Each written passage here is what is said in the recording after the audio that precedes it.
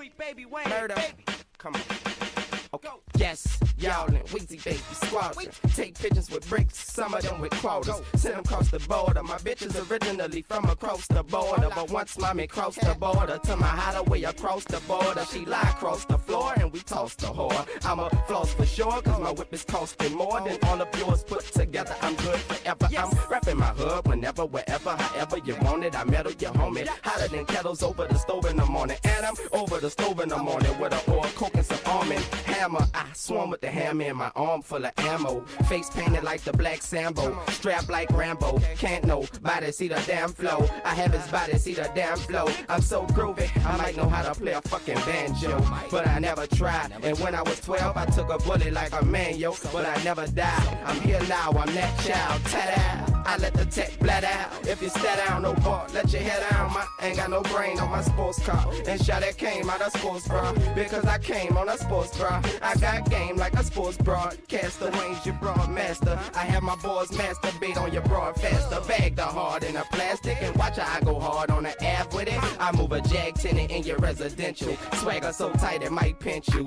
Ice so bright it might irk you. Slide in a earth coupe. Rims might hurt you. Interior of mercury. Sheesh. I got work on every outskirt, and I got her outskirt, outshirt, fam. I'm the boy, I said I'm the boy, man. Mommy can't avoid him, my air on Jordans. She can't lie, cause I glide on Clydes. And she tryna ride with me because I scound Dominique's, baby. She not hating cause I rip on GPs, but she love to ride the back of my four-wheeler on Dayton's. We skating, you waiting, she real latent, damn you real patient. We real players but we really don't play like Joseph Forte. Got Doja all day, got bread, got toast and parquet. That's all dough all day, I knocks all hoes all day. I'm macking vicious, ask your girl about my dick, she say that's delicious. Ask your girl did she spit, she say that's nutritious. Ask her did she get flipped, she say that's tradition. If she say she didn't, that's suspicious. You need to stop listening to them nasty bitches. 3, 2, 1, Carolina blue kicks, Carolina blue fitted, Carolina blue whip, Carolina blue 20s, Carolina blue seats, Carolina blue ice, Carolina blue bike, Carolina blue lights, Carolina blue jersey, Carolina blue gator. Oh fucking my favorite team is the Lakers. Laker yellow Lambo, Laker yellow Rari, Laker yellow 911, Laker yellow Miami, Laker yellow Converse, Laker yellow Brimmy, Laker yellow number 8 Kobe Bryant authentic. I'm an authentic nigga and so is my clique. Weezy baby, I just murdered this shit. Follow back. Okay. After Night World, how we doing tonight? It's your boy, man. Tell him my name. Starting in just a minute here. Just a minute here on After Night. What a show. I gotta update it because you've been nice. Special guest tonight.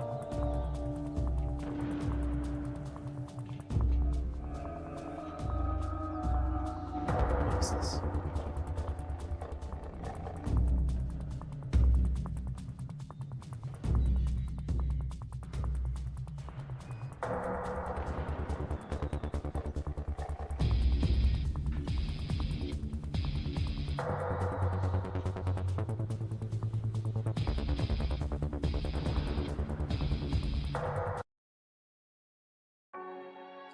We just prepare. Oh, my stickers. Oh god. How could I forget? Instagram's best feature. Story stickers. Give me one sec. Remember to save your stickers. Yeah, that's good for you.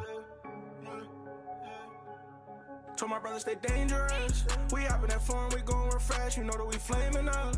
Keep one in the head when I ride on my dollar. You know that I came to bust. I gotta keep going, you know I ain't stopping. I know they ain't taming us. I know they ain't taming us. Told my brother stay dangerous. We up in that phone, we going refresh. You know that we flaming up.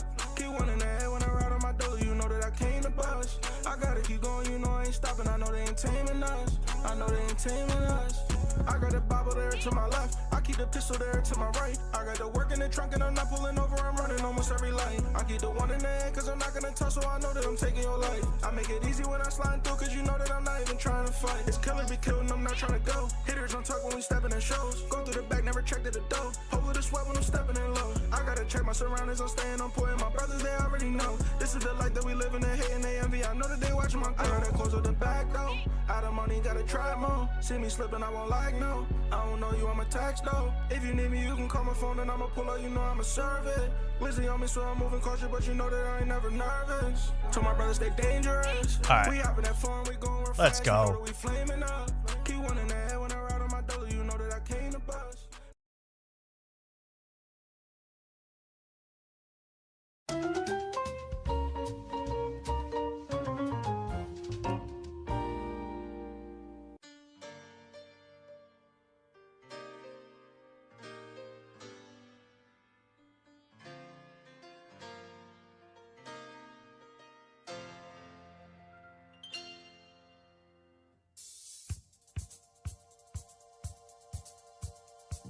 Someone just told me a secret. You're watching After Tonight. Hello, everybody, and welcome to another edition of After Night. My name is Tommy. I'm so happy to be here with you on another Wednesday night. Wow. In America, gosh, I can't believe it. We're one of the few late night shows still around, still not canceled. It's still not getting full 30 to 1 minute standing ovations like we deserve. Okay, I see a lot of these other late night shows doing nothing, getting standing goes. Let's do it for ourselves tonight. Everyone, I want you to stand up at home if you have the ceiling height and cheer for me now and cheer for this man because he's kicking it with the women like he's Nomar Garcia Parra. It's Mark Wellborn, everybody, our good co-host. I'll check, Tom. I'm going to check. Oh, whoa. Are you going full poker shark on me? Oh, yeah. I'm so ready to play some poker. I'm ready to I got fold the with itch. that check. That check made me want to fold, sponsored by The Flop on Nadav's new show. Nadav. Now, you become a poker shark over the last week. Is that right? Oh, yeah. I don't know why. I was like, oh, I guess it's the crunch time of it. If you come in, I was like, I gotta be able to play. So I just got really into it. Now I know all the terminologies. I got pocket aces, Tom. Whoa. Yeah. Yeah. So Oh, that's incredible. yeah, thank you. Now, Yeah. you got pocket aces. I don't know what. I can't read you tonight. I just feel like something's stopping me from reading you. You have a wall built up. Yeah, I'm gonna show no emotion because now here's the other thing. I've never played in person, so when I'm playing on my phone, I'm going nuts. I'm going crazy. I'm chasing to the river. Right. But I gotta be composed. When you get pocket aces on the phone, you go yippee. But at the Yeah. at the poker table, you're not allowed to do that. Right. You gotta. Or keep it's a it bad really- decision, I guess. I'm so excited to play poker with y'all up in Austin, down in Austin, where I will be visiting this upcoming weekend, and we'll get to that much, much later. It's going to be an exciting show, Mark. I'll tell you what, man. We got not only a bunch of fun stuff in the realm of comedy and everything, entertainment. I mean, the one show I've been binging over the last week has been The View. I've been so into The View. Wow. This is my new thing. I said, what is The View really like? Because everyone was making fun of them. Like, oh, I bet what do they have to say about Jimmy Kimmel and Trump? When you watch The View, for real, and they upload every episode in full, you go, this show is actually insane. I don't know how they get away with what they do on that show. It's a show for crazy people in the morning, and we're going to get to what's going on with The View. Don't worry, it doesn't get political. It just gets wacky. So, besides all that, and that'll be a lot of fun, man. But we have a special guest coming in 30 or so minutes. This is a guy that I discovered through my good friend Mark Wellborn, and his name is also Mark. His name is Mark Pugh. He's a comedian. He was on Kill Tony, did very well on Kill Tony, and bucket pole, trying to make it in the scene. And I didn't even know this. I mean, I remember when he had the gone secret on. show bump. Yeah, Red Band, the great Red Band, gave him the secret show, and that's the last I had paid attention to him. Apparently, he follows the show, and that's very nice. But I found out he made a video called "Why I Left Austin." Why Austin comedy is not for me. And I thought that was a very well-made video. I just watched it after last week's show. I go, that's a really well-made video. And who doesn't love an opportunity to crap all over Austin? So Mark Pugh will be coming on. Mark, your friend, in just a little bit. I'm excited. Yeah, I'm excited to see him. Haven't seen him face to face since he left. So Yeah, he left town, right? We're going to ask him Yeah. everything about it, but he dipped. Yeah. He I abandoned don't us. want to spoil anything, but yeah, he's no. You won't meet him this weekend. We'll say that. Yeah, Unless we he won't surprises spoil us. everything. I would love to see him, but he is. Some people saying, is he able-bodied? Does he have all his limbs? Things like that. Yes, he wasn't killed Tony and did well, despite having all his limbs, despite, speaking with his mouth instead of some other device. He's done very well for himself. So we're so excited to have him on, and he seems like a funny guy, a nice guy. So excited to have him on and talk Austin and everything else going on in the world of comedy. So that's going to be fun. In just a little bit, I hope he knows Discord. I never found out. So that'll be an exciting adventure for all of us at the same time, I'm sure. Yeah, he'll text me. So if you see me on my phone, I'm trying to work IT over here. Yeah, well, you're the producer tonight as well. Yes, thank you. He went to. Well, we're not going to reveal everything, but he moved to what? He moved to Louisiana, back to his homelands where he started comedy instead of going anywhere else. So Yeah. this guy is authentic. He's the real deal. I could tell he's a genuine article, and it's gonna be fun to talk to Pugh. Now I want to ask him: has anyone ever called him, as a derogatory term in the scene, Mark Pugh? You stink. Because Probably only about. Oh, go ahead. I've been accidentally saying that all day, and I don't want to say it to him when he shows up. Mark Pugh. No, you could call me that when I get a message. Let's speak of the devil. I got a message. He just heard about that PU thing. He's not coming on. Oh, he's logged in. He's listening. Yeah. Yeah. We'll figure it out. Well, whenever he wants to go on, we'll have him on. But anyway, we got a ton to other stuff to do. I told him to come on at 10 Eastern here. Kimmel, we talked all last week about Kimmel. Maybe I was all wrong about this whole Kimmel thing. I was actually defending Jimmy Kimmel. I couldn't believe I was doing that. I thought I was being a free speech warrior by defending Jimmy Kimmel. Well, he's back on. He got kicked off because of Trump and Trump in the FCC chair putting pressure on Kimmel. I turned on this Kimmel. He was on last night. Big opportunity to come back. He went back on air.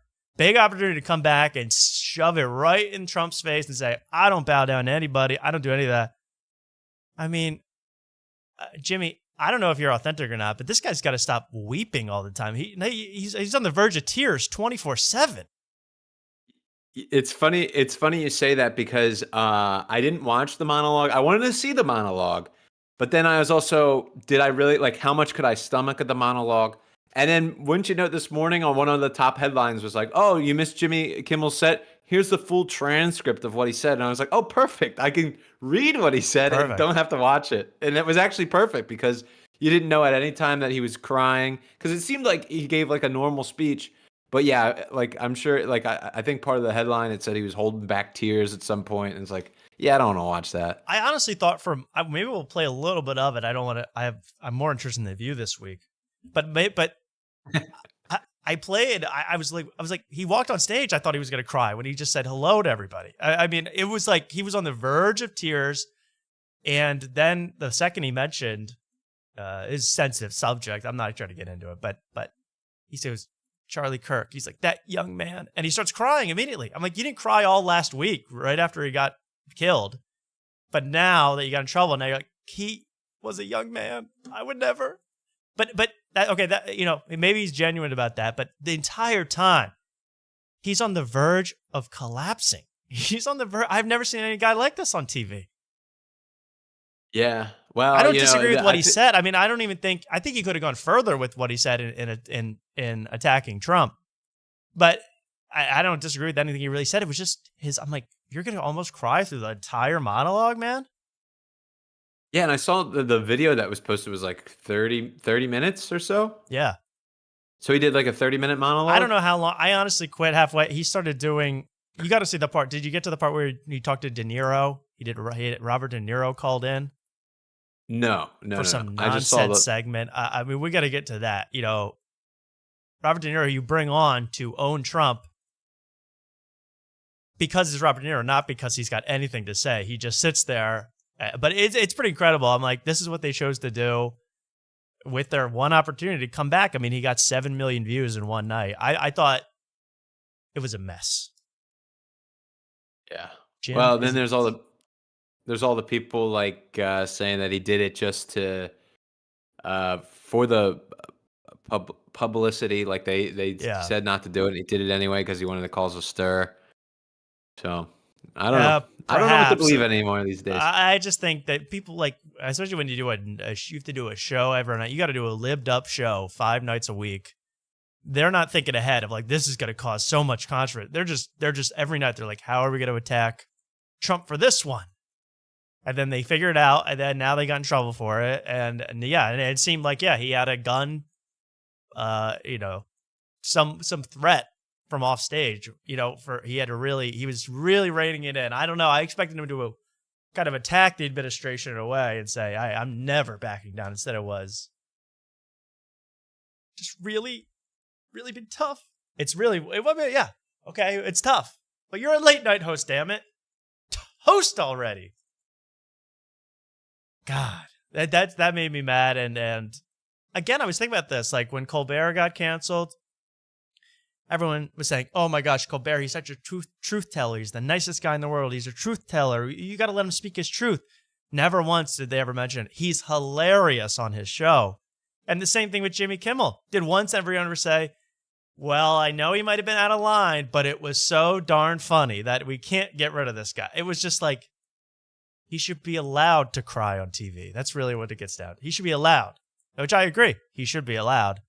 But we need some goofs. We need some gags that I can get down with, Enough of this weeping. TV. We are all Jimmy Kimmel. I agree. What a nightmare. But we are all Jimmy Kimmel. So that's, and then like, he's not on in half the country anyway. But it doesn't even matter. Like this whole thing about being on TV or not, it's almost irrelevant. You saw that from people between 18 and 49. I think 100,000 people watched the Jimmy Kimmel show on television, on broadcast TV. I mean, basically, no people that fall asleep, that do have pills for their back medication, they fall asleep watching Jeopardy. It's on it. And then Jimmy Kimmel comes on 5 hours later. But, it's all about YouTube. It's all about that stuff now. So the whole FCC thing, it's going to be interesting to see what happens. But I think Jimmy Kimmel's already let me down. He's already not. I thought he was going to go guns blazing out there, so to speak. Yeah. Well, I don't know. I feel like you covered this, but he kind of gave it away. He's like, I'm ready to move to Italy. Or he was ready to move out of this country. So it sounded like he already had one foot out the door. Yeah. So I can believe all the things that people said that like, oh, he was warned against and he did it anyway. Yeah, he goes, you're right, Mark. Yeah. Or he just wanted the controversy. And it got views. It worked. Check that box. Yeah, it's true. I mean, honestly, I almost thought he would step it up more, than just get exiled to Italy. I mean, then he's a hero for whatever. People think he's a hero. And the rest are based. Like you guys. Yeah. So that's good. And anyway, I probably won't talk much more about Jimmy tonight. Everyone who's watching this in the future can stop skipping ahead now. I'm done talking about Jimmy Kimmel. He will not be brought, he will be brought up again. I must talk about it, but not in any significant way. It's more about Whoopi and Sony Hostin and Joy Behar tonight. That's more of what I'm interested in tonight. So, what else, man? Oh, I want to give a shout out to Kamala Harris's new book came out today. Kamala Harris's new, well, at least the audiobook version, came out today. Yes, I have been listening. Yes, I have been checking it out. Mark, would you quickly like to hear? I was able to, did I record this? I was able to get on the line with Kamala. Do you want to hear some? Yeah, absolutely. What Kamala taught me. Is it from the book? It's from her book. Is it who's it narrated by? Jeff Foxworthy. Very interesting choice. Oh, wow. If you having 3 glasses of wine a night while your husband is at the soul cycle class, You might be Vice President of the United States, Kamala Harris.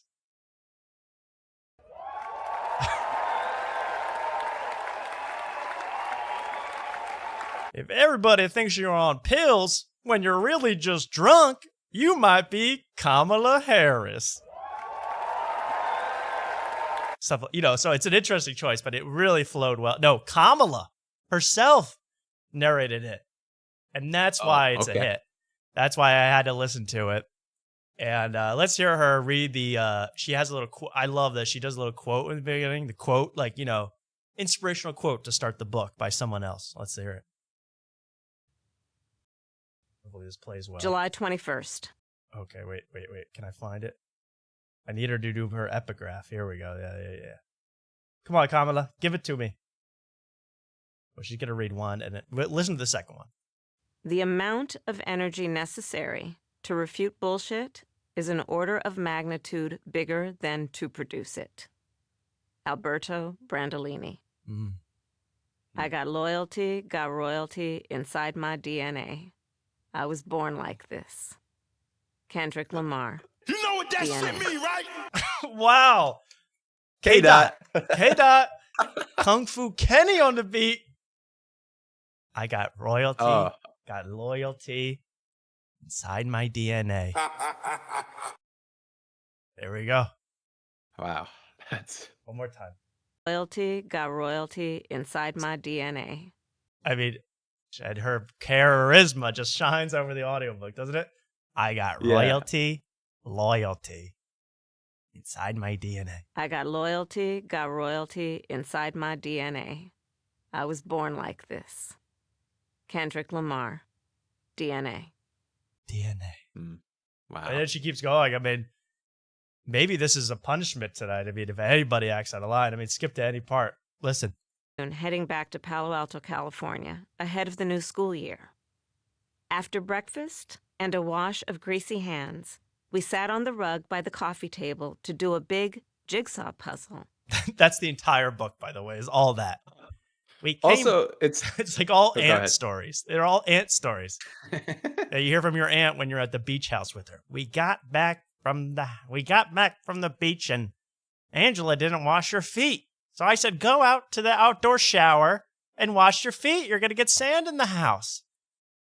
She said, Mamala, Joe Biden's on TV. He's dying. It's your turn. That's the entire book. It's insane. Mm. You got to check it out. Yeah, well, the reason I asked who's narrating is because, I was checking out another audiobook. I'm prepping for this weekend, none other. I was checking out Running the Light by Sam Talent, the audiobook. Oh, yeah. He's going to be in Austin this weekend, right? The Mothership. Yeah, I believe so. Oh, by the way, you need to check out Who's Coming to the Creek and the Cave. You may have to book yourself for an extra day here. Who's coming? You got to tell me. Mr. Hair himself, Mike Feeney. Whoa! Yeah. Is he there Friday or Saturday? No, he may be somewhere else. He may be on the. He may have a showcase or something, but he's headlining. Swoop. Yeah, he's in town. He's in town. Yeah, we gotta find him. We gotta find Feeney, and we gotta measure his hair. We gotta measure that hair. From skull Timmy to No top. Breaks. Oh, Timmy No Breaks is headlining at Creek of the Cave this weekend. Wow. It's gonna be a blast. I cannot wait to go. I am so excited. I want to play poker with Timmy No Breaks. I want to play Baccarat with Mike Feeney. I want to do it all this weekend. It's a casino comedy weekend. Yeah, I can't wait, Mark. Yeah, but the reason I bring up the audiobook is because I started listening to it. And the first person to read the first chapter, we'll bring it up later, but Bert Kreischer reads the first chapter and he's like laughing at stuff that isn't funny, and then he messed up a word. It's I was like, I have to turn this off. I can't. Really? He's making mistakes? Oh, we got to record that too. I'm into audiobooks now. We got to record all these books and all these celebrities reading. He can't name this town or anything, but it's why didn't you just pre-read this chapter before saying it into a microphone? It doesn't make any sense to me. I'm sure he did zero prep. Yeah. Which, if he did zero prep, it's pretty good. He doesn't make that many mistakes as you would think he would make. Yeah, I think someone says it's not far from all these audiobooks are just going to be AI, Joe Rogan, and you're going to be able to say, hey, I want Mike Feeney to read all of War and Peace to me. You're going to be able to choose options. Yeah. It's going to be really a fun future. I was going to say about this Kamala thing. It does sound like AI. Like it could be AI. This Kamala. Is she just that uninteresting? Together, while their mom, my niece, and their dad went upstairs to pack. And that's where I was when my secure phone rang at 11 minutes past 1. I glanced at the 11. Is that a new paragraph? Past. New sentence. 1. She relishes in the call. She got the call that Joe Biden was dropping out. She is so mean to this. I've listened to the first 20 minutes of this. She is so mean to Joe Biden in this. She's like, I saw him on the TV. He was hobbling, hands held impotently in front of him. He was bumping into walls, running into people. He was slurring his words. Like she just airs him out on this book. I mean, I guess Joe Biden screwed her, so that's why she's trying to get some revenge in this book, because Biden alphaed her. It seems to me in everything you could see.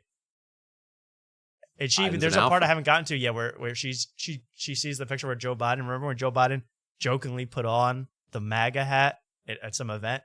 He put on the MAGA hat after he already had dropped out. And Kamala's like, I saw that. My heart sank. I couldn't.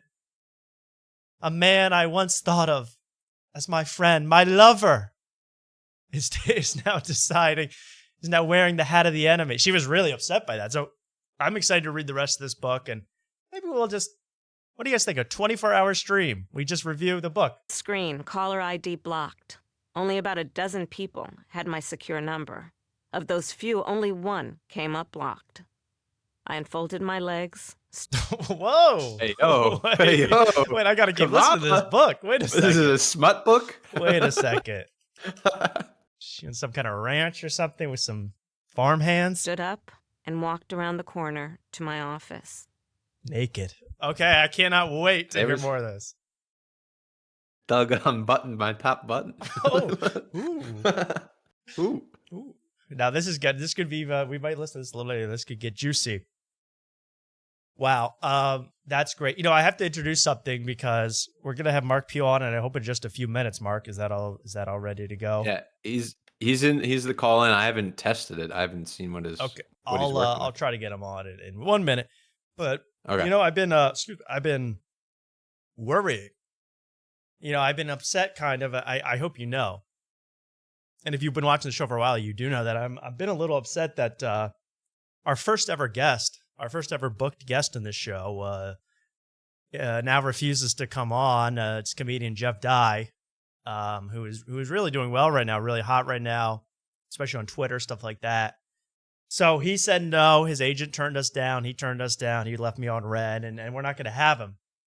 But he's been dispensing so much knowledge recently and so much wisdom that I kind of need to talk to him right now, even though it's impossible. So that's why, Mark, I've come up with this. I was sent this through some Etsy witches, maybe you would say. It's kind of based off, the Magic 8 Ball, right? Yes. This is the Magic Die Ball. And if you rub this, you can have any single question answered by comedian Jeff Dye. So, Mark, I'll just come up with it. I'm saying, when I grow up, will I be really rich and successful? Jeff Dye Ball? Let me just rub you for a second. Yes! Okay, cool. Okay. Mark, would you like to ask a question to Dye Ball? I'll rub it. I'll shake it for you. Will I ever get on Love is Blind? Will Mark ever get on Love is Blind? Nope. Oh, no. Oh, Jeff. All right, ask him one more time. Ask him a different question, Mark. Something else that you might want. Come on. Will Big Stinky get on Kill Tony? Will Big Stinky get on Kill Tony? Ask your Latinx or Mexican grandparents how they feel about trans rights. Okay, there you go. I'm not sure what that one was, but thank you to Jeff Dye Ball. Thanks, Jeff Dye Ball. We'll be getting to him throughout the night. He is giving us the answers to life and predicting the future. Jeff Dye Ball. Love that. Almost as good as the real thing. Almost as good Well, as the man himself. will that get through TSA? Will I be able to use that in person? That's true. I don't know. This is kind of like a nuclear football in a way. It's got a lot. I don't know what's inside it, but it kind of is always vibrating, low frequency. So thank you. We'll be referencing that throughout the night. I want to see what Jeff has to say, and fortunately, that's the best we can do right now. Wow. Well, hey, can we? I'm going to try to get our guest on right now. Why don't we start our guest? This is comedian Mark Pugh. Kill Tony, Austin comic, recently left Austin. I want to show you a quick clip of Mark Pugh on Kill Tony, where I thought he did very well for himself and stood up to Sam Tripoli. Here we go. A quick clip. Here's Mark Pugh on Kill Tony. You're right, because I got to pay for the kid now, so yeah. Oh, shit. You only have one kid? Yeah, just one. Okay. That you know of. Huh? See, stop. All right.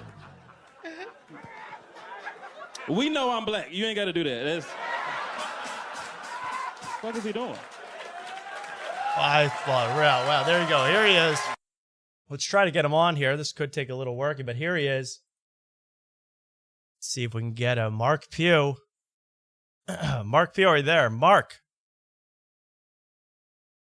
Can we get this working? Oh, what happened? You hear? I don't know. You kicked him out. He's not in. Oh, he left on his own. There we go. Mark, are you there? You got to start your camera over again there, Mark, when you get in a different channel. We'll see if we can get Mark Pugh in here. Oh, there he is. Oh, there he is. Wait a second. What's up, Mark? What's going on? Yeah, shit. Long time no see, bro. Yeah. Okay, you guys can catch up later. Wait a second. Okay, yeah, sorry. Shut up, Mark. This is all technical. Please. Wait a second. This isn't going to look good. I want to get rid of this. I'm going to stop sharing. Here we go. There we go. There, that looks better. Okay, there we go. Here, welcome Mark Pugh, everybody, to the show. After tonight, welcomes Mark Pugh to the show. Hey, Mark, how you doing? You're good. Okay, good. Where are you right now? You look like you're in SNL writer's room. No, I'm in a basement next to the comedy club I opened that I should have closed down 2 months ago. Where is this comedy club? Shreveport, Louisiana, where I was born and raised at. And why are you shutting it down? Is it? It's been a slow few months, man. Mark kind of knows some of the business of it, but I came back and I wanted to try to make comedy my full-time job. And I thought a surefire way to do that was to open a comedy club, because the ones we have here kind of underserving the comedians. And we've been talking about, as a community, we've been talking about doing stuff. And it's just not been going the way I expected it to go. So that's hard, though, to start a whole comedy club. And is Shreveport, is the issue of Shreveport? I didn't even know Shreveport had a comedy scene. Is it big enough to sustain a comedy? I think comedians? so. I mean, yeah. Yeah, I think so. Between the people I met in Austin, the people I know from Houston, Dallas, Lafayette, like just Southern Louisiana, just surrounding areas, I know enough comedians, and they know enough comedians that we could have somebody here every week. It's just about getting people inside. Getting the audience right there. Yeah.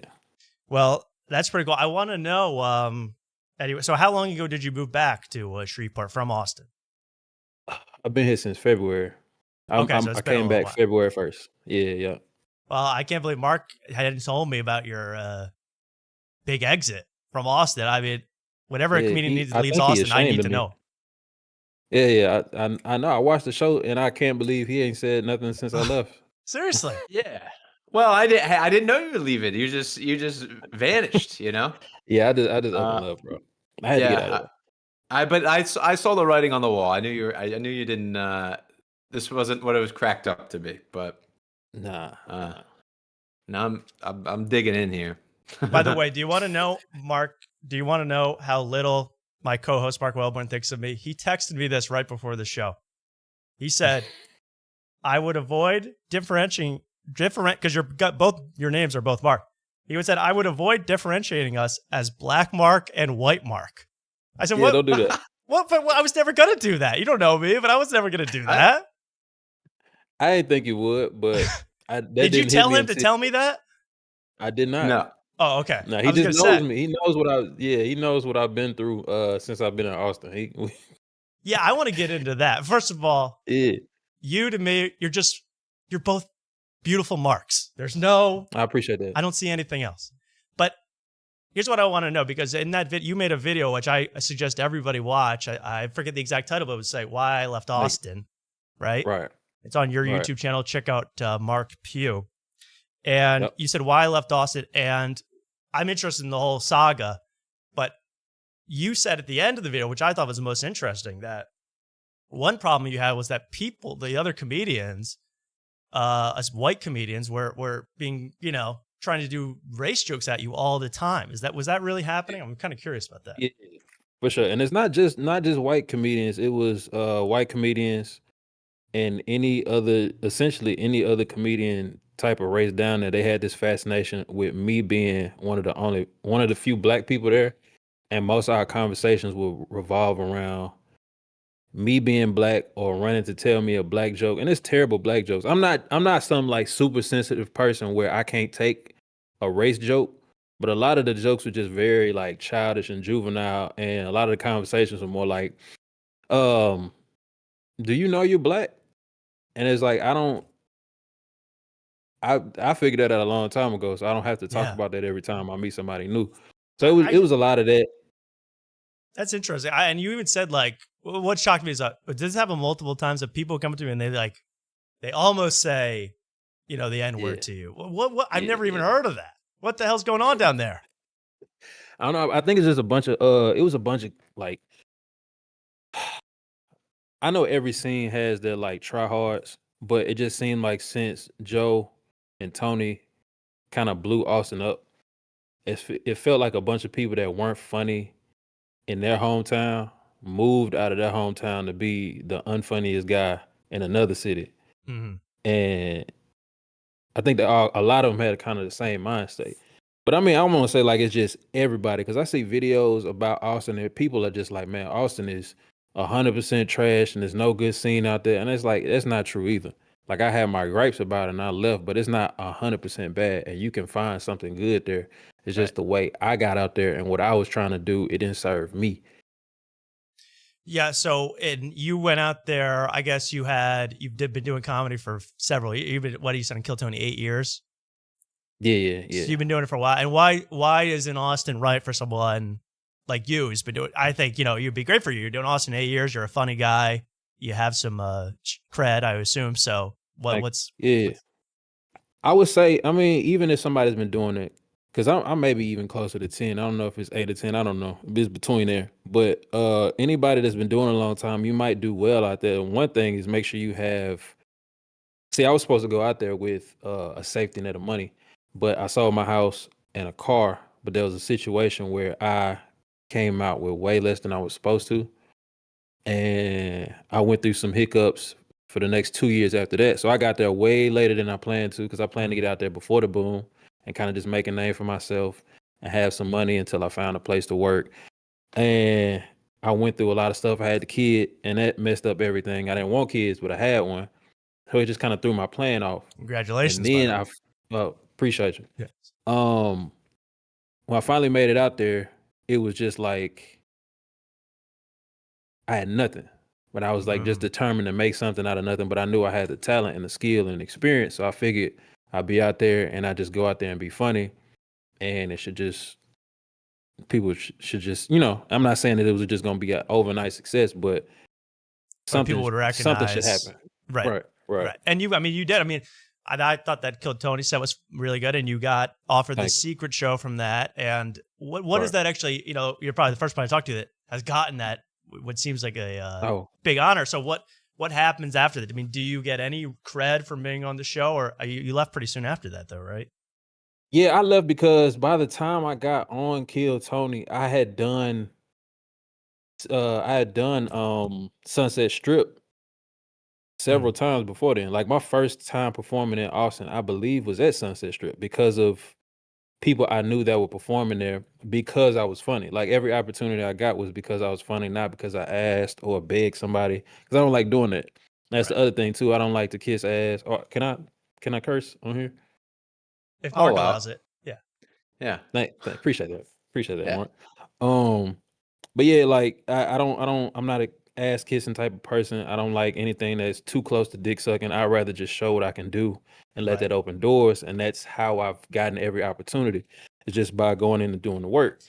And so because of that, there's people I met in Dallas and other places that have gone to Austin, and they have put my name in doors I've never been in before.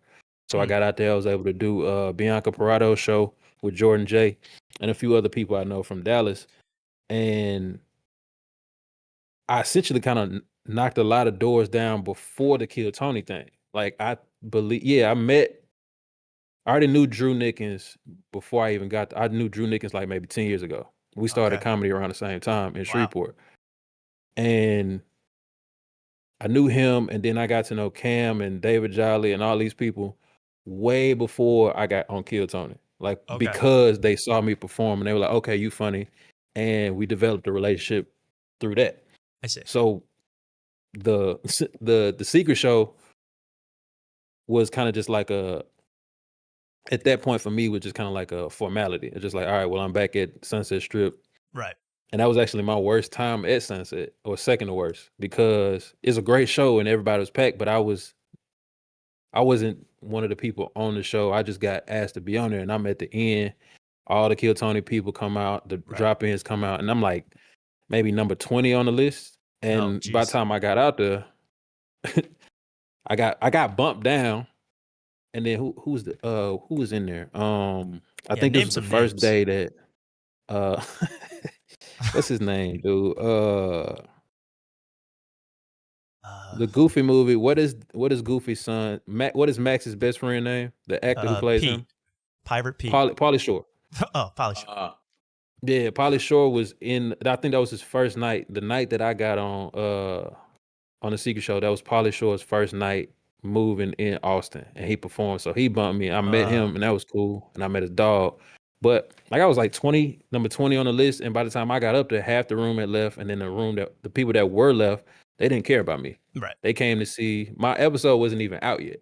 So they don't know who I am. Oh, yeah. They came to see Cam and all these other people. They didn't give a fuck about me. So when I got up there, I was funny, but they were tired of laughing. They just like, all right, who's famous? Who's left? I got up there, I did my time. And is there an expectation like, hey, I want to see someone famous. I don't want to see a no name in the scene. I assume that's true too, sure. right? And is it? Sorry, Mark. Go ahead. No, I was just saying you went up like 2-3 hours into that show. Like even the audience is there is like tired. It's not. No one needs that. It's not set up for success. Nah, say that. Nuts. A comedy show shouldn't be more than 90 minutes, bro. Unless you're at a festival, when people are like, all right, I'm gonna drink some water and come back. Like it shouldn't be more than 90 minutes.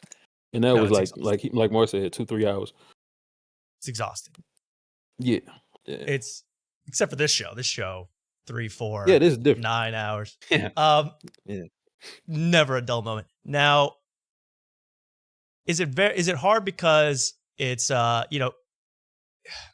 is it extremely cliquey there in Austin? Is that what it is? I mean, there's what I hear, there's the Philly scene, there's the Kill Tony scene of people. I mean, is it hard to get in without a clique? Is that part of the problem? Nah, I think it's not really hard to get in because the cliques is funny people, unfunny people, people that like to kiss ass to get on the end. So there's a lot of people that do whatever they can to get on the show. They'll bark for 5 hours. They'll go on the street and hand out tickets for a show just to get a spot. People will do whatever they can to get on, and they might move faster industry wise, but that doesn't help their talent level. So it's a lot of people that are not ready yet, but they're moving faster because they're willing to do grunt work or be essentially a slave. But as far as cliques though, like they're cliques, there's more so just groups of friends that hang out and they pass around opportunities because they're friends. But you can filter through that if you're funny enough and nice enough. You know what I'm saying? If you are just a regular human being, yeah, and you treat people with respect and you funny enough, then you'll be all right. It's just For me, the reason why I got frustrated is because I'm basically sleeping on my friend's couch because I done went through so much trying to get out here, and I was like, okay, well, I can't afford New York, I can't afford LA. Austin is the next best thing. It's 5 hours from my hometown. Let me go out there, even though I sold my house and that didn't work out, even though I got the kid and that's kind of throwing my life plans. I'm out here 3 years after my plan, but let me try to make something happen. But I'm sleeping on couch. I can't find a decent job, and I'm spending all my time doing comedy. But I'm watching somebody that just got here a year after I did, and in 3 months, they're already a regular at the mothership. They're already going on tour with this person. I'm like, we've done shows with them. And I may be a bomb in Austin maybe 2-3 times. These people bomb every week. But I'm consistently funny, but other people are getting the Netflix shows and the OnlyFans shows and shit like that. And I'm just looking around like, I know these people and they say I'm funny, but they're only passing my name around and, hey, we're gonna do a coffee shop show. I heard you was funny. You want to do the coffee shop show? Right. But meanwhile, they're doing the OnlyFans show and they get their special put on OnlyFans. So the Netflix is a joke thing come out here and I'm watching the list and I'm like, I'm not saying nobody else shouldn't be on it, but if somebody is going to be on the list, I feel like I should be one of those people, at least considered. Now, I think you're at Austin, you're in Shreveport. It's time to name names. I mean, who the hell is getting these? Who is sucking up to this level to get shows, opening shows, who bombs every time, who's not funny? I mean, that's something an audience should know before they get tricked into going to these shows. Well, I'm not Whoopi Goldberg. This isn't The View, but no, I'm just playing. Not yet. But no, I don't really know because I don't really keep stock of too many names. Because I mean, we know it's really not my place to just be like, oh, this person don't deserve this or that.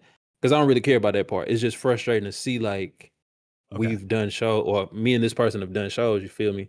And they're moving on, and again, it's not me saying that they don't deserve it or I want to take their spot, because that's not how I am. But I'm just like, it's frustrating to bet on myself and to know what I have and then see those things don't come to fruition. It's like, what do I have at this point? What do I have to do? If it's kissing ass, I'm not gonna do that. Go ahead. No, would you ever move back to Austin? Let's say your financial situation turned around, or would you say, oh, okay, now this is a good spot with all these, if I have what I need, it is a good spot. Or you saying, screw it, it's not a good scene, it's not a good vibe. I mean, what do you think? No. I would, if the money situation was different, financial situation was different, because even when I left, I was like, I would come back.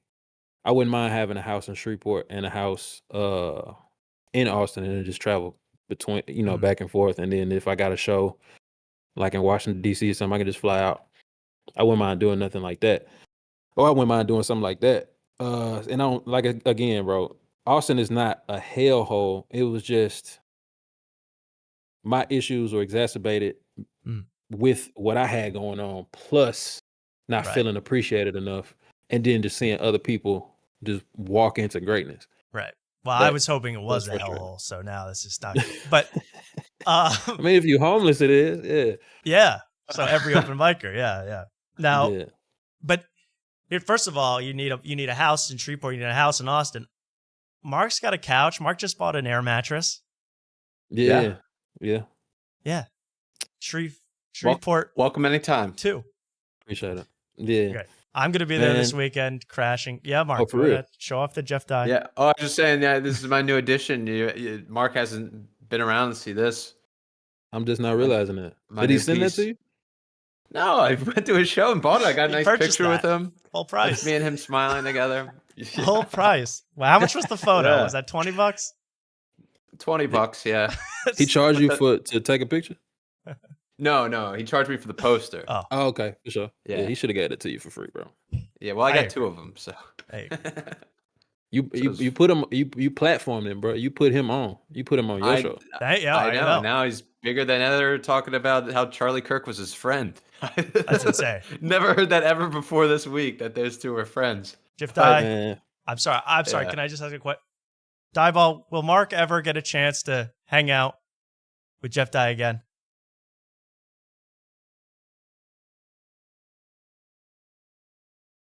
Okay, so it's possible. Nice. So Yeah. that's not a no. That's what I'm relying on That's to beat something Jeff like Dye again. The multiverse theory. It's the only way. Yeah. Oh man. Well, let's see. So, something else I wanted to ask. So in this video, by the way, we're speaking to Mark Pugh, everybody. Check him out on Instagram, YouTube, all that. What'd you get from Sonic? Peach lemonade slush. Nice. Do you get the roll? Are there? Do you, when you go to Sonic, are you pull? There's no Sonics where I live. Do you pull up, and does the roller girl come out to you, or do you just do the drive-through? Nobody in Shreveport can skate anymore for some reason. I haven't seen a Sonic skate girl in probably like 20 years. They Really? used to do it when I was younger, but they don't do that shit no more. They've lost the ability to skate in Shreveport. I think it's just really the people they hire now. It's a lot of people saying, I'm not finna do that shit. Just let me take the food and get paid. Yeah. Would you skate if given a job? I mean, I would not skate. I don't think I could. Hell no. I'm not. Unless it's more pay, then yeah, I'll skate to work. But Mark, are you a skater? I can't skate, but I'll say I'll defend the people that don't skate. Now there was no Sonics back in Delaware, but I've been to Sonics here.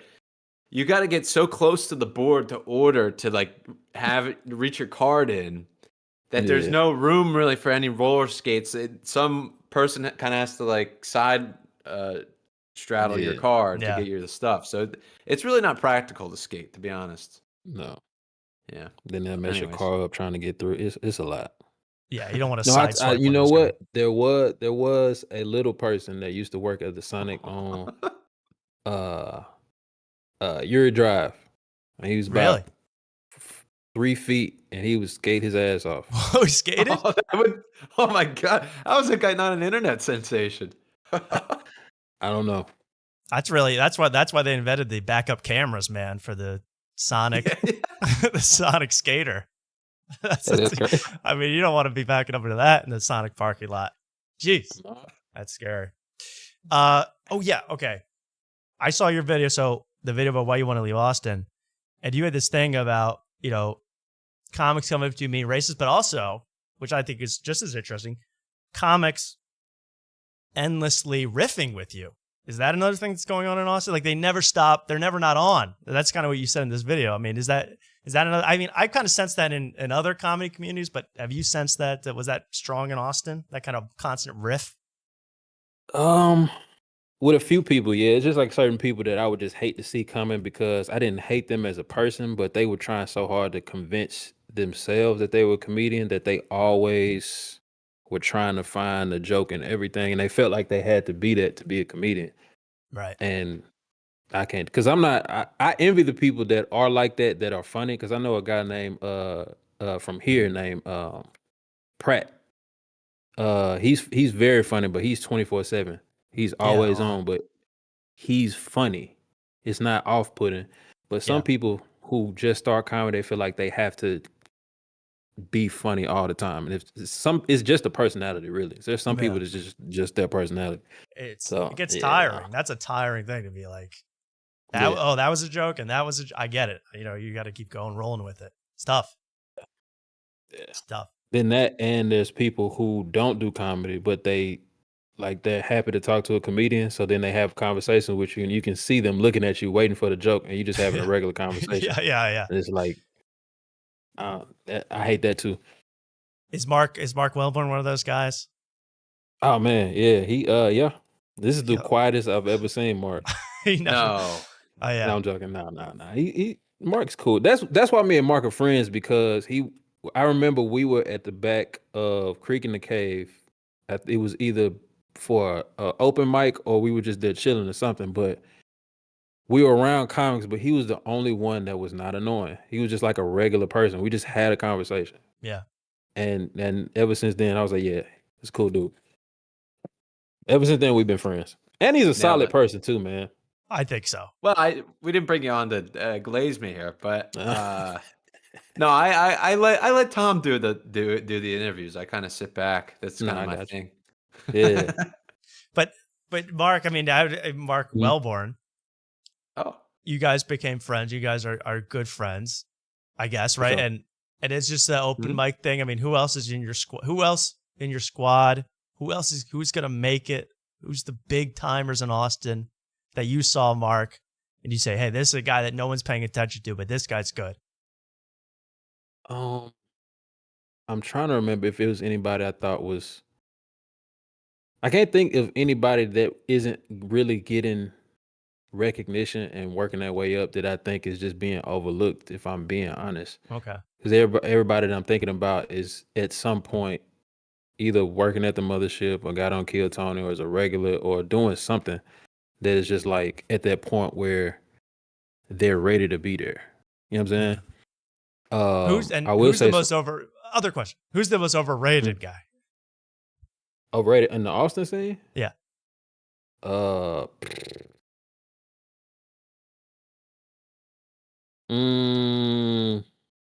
David Lucas. David Lucas, who you said you knew.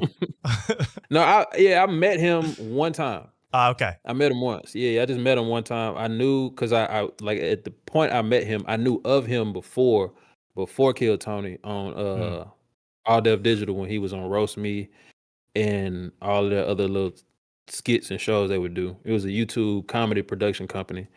And I found out about David Lucas through that. And he's funny on there and he was a roaster.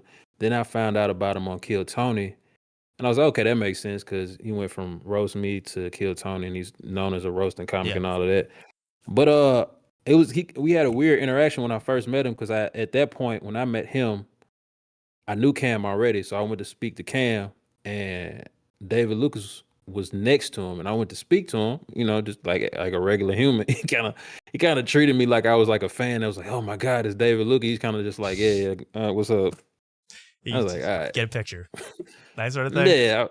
Yeah. Then he bombed at Maggie Mays and yelled that he got mad at people for not laughing or something like that. But really, I think I remember that show because you were on that same show. You did well, and then he did this weird thing, like he blamed the audience for not laughing, and then he did this weird thing about how he used to have sex with the bartender that was working there, and I was like, we don't need this. This isn't funny. Like, what is this? What does it mean? Like he's just bragging. I don't know. Well, you guys can say whatever you want, but he is. So I don't know what I don't know what you guys are trying to get away with here. It's 2025. Hey yo. But yeah, much love to the man. I hope he continues to see success. No hard feelings. Yeah, absolutely. Yeah. Mark, ask a question. It's your good buddy. Yeah. So when you coming back? Because I may be in a new living situation soon. And we got stuff to record. We'll talk off camera about that. Yeah. You losing your house? What the hell's going on? I'm moving out. I think I'm moving. I'm gonna move to a nice studio. I got to do better than 2 doors behind me. You know what I mean? Yeah. Gotta move up in this world. You going to a studio apartment? Oh no. I was like, halfway get house. rid of all the doors. Where the hell are you moving, Mark? Yeah. Shreveport? To a house. A house. Okay. Under the bridge. yeah, right. I'm hosting a mic, and I get a reduction mic on from the my rent. car. That's the awesome way. Oh man. Well, what was the question? Yeah, he didn't even ask a question. He said he's moving. Well, I said when you're coming back. I was actually supposed to be back on the 18th because I'm not sure. You probably know there's an app called Posh where you can create events and sell tickets. I heard about it in Austin when I was running shows out there. The dude that owns, what's the name of that spot that we did those shows at a couple times upstairs on 6th Street? Cheers? No, not Cheers on the other side. It doesn't even matter. Dude that runs a bar remember we went to that very expensive club like after we got done with 6th Street and the dude that owned the place let us in. Yeah, the Cut. Yeah, the Cut. Ooh. The Cut. The owner, he told me about Posh, so I tried that out here. And I used to sell our tickets at the comedy club through Posh. I stopped. You're thinking of the Garden. Sorry, the Garden. Yeah. The Garden Cut and all that. Yeah. So anyway, Cut. he told me about that. I was using Posh, and Posh sent me an invite because I've been using it for like a private event in Austin. And I was gonna come on the 18th to that, but again, I have kids, so I can't You have multiple can't kids move. now? I'm about to. I got another one on the way. Breaking news. A lot of people don't know. Really? But yeah. Wow. Yeah, Did we- yeah. I is fucked this the up. first time this Wow. has been revealed on after On the Tonight? internet? Yeah. Whoa. Oh my Exclusive. goodness! Wow. Congratulations. Was this one planned? Hell no. Oh yeah. I mean, the sex part was but Well, not that's the. good. Okay. That part's good. You got consent. yeah, I got consent. That's all Is that it matters this? in my book. Is it the I got mother of your boyfriend first? consent. Is it the mother of your Yeah. first child? Yeah. Yeah. I'm not that And, much of a whore. Well, is she? Are you? Is it a good relationship with her, or is it? Yeah, for sure. Yeah. Yeah, no, we locked in, man. We're good. And she does comedy. Is that what I remember? Yep. Very cool, man. She does well. That's how we met. We met in Dallas. She's from Shreveport, but she moved to Dallas, and we met at a spot that did comedy every Tuesday. I think it was every Tuesday, if not once a month. But me and my partner Clyde, who I do a lot of comedy with and open the club up with, we used to go to Dallas. That's how dedicated to the craft we were. We would drive to Dallas. It's like a 3 hour trip, and we drive there to do 7 minutes a piece and then drive back. Wow, that to me is insane. It's crazy, but that's crazy. But so you said that do you believe that like Shreveport comedy, Dallas comedy, better than Austin comedy?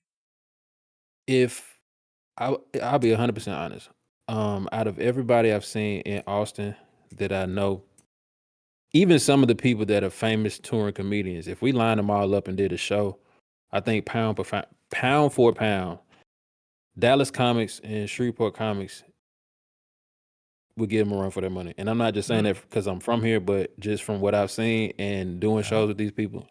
Yeah, 100%. Okay. Should Mark move to Dallas?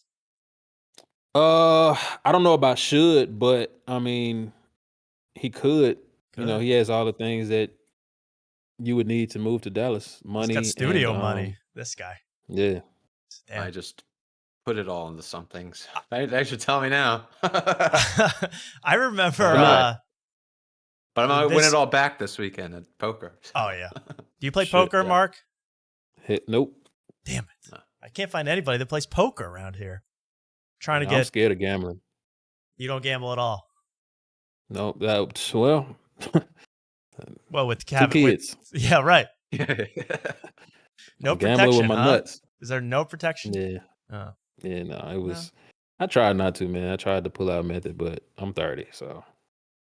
What does that mean? How old are you? I'm 18, but I'm fresh. No, yeah, I'm 32. But what does that mean? I don't know enough about. I'll just say that practice your pullout game, man. Okay. Don't get lazy. Okay. I got lazy. Yeah. Oh yeah. It might. Yeah. Interesting. This got awkward. My bad. Okay. No. I got to look up pull up after this. I have no idea what that is. But pull out. Pull out. Yeah, pull out game. Yeah. Mark, do you have that? Pull out right before you. I do. It's out of fear. It's not out of skill. I would argue that's way better than having skill, bro. Fear will keep you. Oh, it's true. Oh yeah. But Incredibly. then yeah, it's good to be like I would be. You know what my thought is. I would be a horrible father, and then you don't even worry. Then you get so scared. Yeah, you pull. That's what I said. Oh. Well, I bet that's not true. That's true. No, if I could say, I think I'm a good dad. It's just that I knew what it came with. I watched my dad growing up, and I watched other dads, and I knew that's not something that I wanted for my life. And I knew I was trying to chase this dream, and I can't go to school for comedy and art. The things that I want to do that I'm passionate about, I can't go because I tried nursing school. I had a nervous breakdown in paramedic school because my brain knew I didn't want to do this, and I could not focus. Like I remember sitting in my room. I moved back into my parents' house because I had just moved from Dallas. Had an internship out of there from fashion. I used to be in the fashion and shit. Had an paid internship out there. It was supposed to turn into a job. It didn't. And then I couldn't find anything that I could keep my apartment that I had because I had to find an apartment on a whim, and the only one I could find was a very expensive one that my current job was paying for, but they didn't hire me. Couldn't sustain it. Had to move back. Went to paramedic school. There's a sea of books in my bed trying to study, and I couldn't do it. Mm. So that's why I knew It's just comedy. It had to be comedy and art, man. Right. And I respect that. That's very cool. Don't Don't? respect it. It sound cool until you like very depressed because everybody tell you that you're talented and you know you're talented, but then you just see people, everybody else pass you. I'm Not still to waiting get for the sad people and to shit. tell me I'm talented part, but then I'm gonna get depressed right after that. Let me tell you, bro. I don't want to yap your head off, but I Please. have, because Mark told me about your show like around the first few months that we were friends. Because we used to try to hang out with him. He'd be like, "No, I can't. I got this show that I do with my Yeah, buddy." hell yeah. Now he's Anytime I'm sticking to committed. it. Yeah, for sure. And so he was telling me, and I checked it out, and I like because I love the name. I love names like what you name your. I don't know if you call it a podcast or show, whatever you call it. I like the name After Tonight Show. I think that shit Thank cool you. as hell. Thank you. I like what you're doing. I wanted to do something like this. This is pretty cool. I think I was very happy for y'all when I heard about the Jeff Dye situation too. And then I saw y'all on who put that on? Somebody put y'all on YouTube. I saw a clip of y'all on YouTube. One of the vast amount of Austin Mark, Sucks comedy you videos. tell him everything we've been. No, it doesn't Which matter. one? Which We're on one? the guy. Seriously. Y'all been on multiple ones. We've been on Well, everything. Yeah. That's fine. Hell Austin yeah. You? Jeff Dye. No. But For we've team. been featured on a couple of channels. It's very nice. But thank you for saying that. It's Yeah. very nice of you. Yeah, no, for sure. Like I like what y'all doing, and I really see. Every time I check y'all, I don't get to check y'all all the time, but I follow Mark, and when he posts a thing, I'm like, oh yeah, that's right. Let me go check it out a little Well, bit. I'll thank drop you. in. Well, we'd love to we'll have you back. And I have one more thing because Yeah. this has been stuck in my mind for months, and maybe you can help me. I was watching. Okay. Have you ever watched the YouTube channel Joke World? Yeah, for sure. Do you know Jake himself? I don't know him. I've tried to reach out to him. He liked something I made for YMH a long time ago, but that's back when he was smaller and he was still kind of talking to people. Yeah. But I haven't met him yet. He hit a growth spurt. It's a young kid. I mean, he got big. Yeah. He grew now. He's a young kid, and he was damn it, I thought someone knew Joke World. But he was talking to some Houston comic, and they said something that I still to this day cannot figure out. He goes, Austin's got it going on, but Houston's where it's at. Do you agree with that statement? And what the hell does that mean? Austin, I mean, Houston, I don't know exactly what he meant, but Houston has a good scene though. Houston's good. That's what I hear. Houston's got a good, yeah. I know because matter of fact, my partner was telling me about Clyde Williams. He was doing comedy in Houston for a minute. I met a lot of people through him out there. But I met A.D. Hodge. He does shows at the Mothership now, but he's from Houston. Keisha Hunt, hilarious. She's about like 4'5". She's a lesbian. She's a very masculine young lady. Hilarious. Probably one of the funniest people I ever met, and I don't know why she's not famous. Keisha Young? Keisha Hunt. Keisha Hunt. Okay, well, we'll yeah, check her out. Oh, interesting. We did a few shows together in Austin. She's from Houston, but she frequents Austin a lot at a place called damn, what is the name of that place? Damn it, it's a chicken spot. Do you remember, Mark? No. You know, it's down the street from Matt and them apartment. They're gonna kill me if I don't say it. Chick-fil-A? Give me one second. Nah, hell no. That's the only Wingstop. Wingstop. No, Raising Cane's. it's close to Wingstop. No, it's like a hold on, one second. Because I gotta shout him out.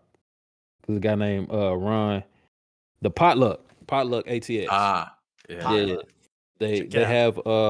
They have two. I always thought this was cool. They have two food trucks, but he had a building that he was turning into a restaurant. But before it opened, he would have private comedy shows there. and it was like one of the only black rooms in Austin.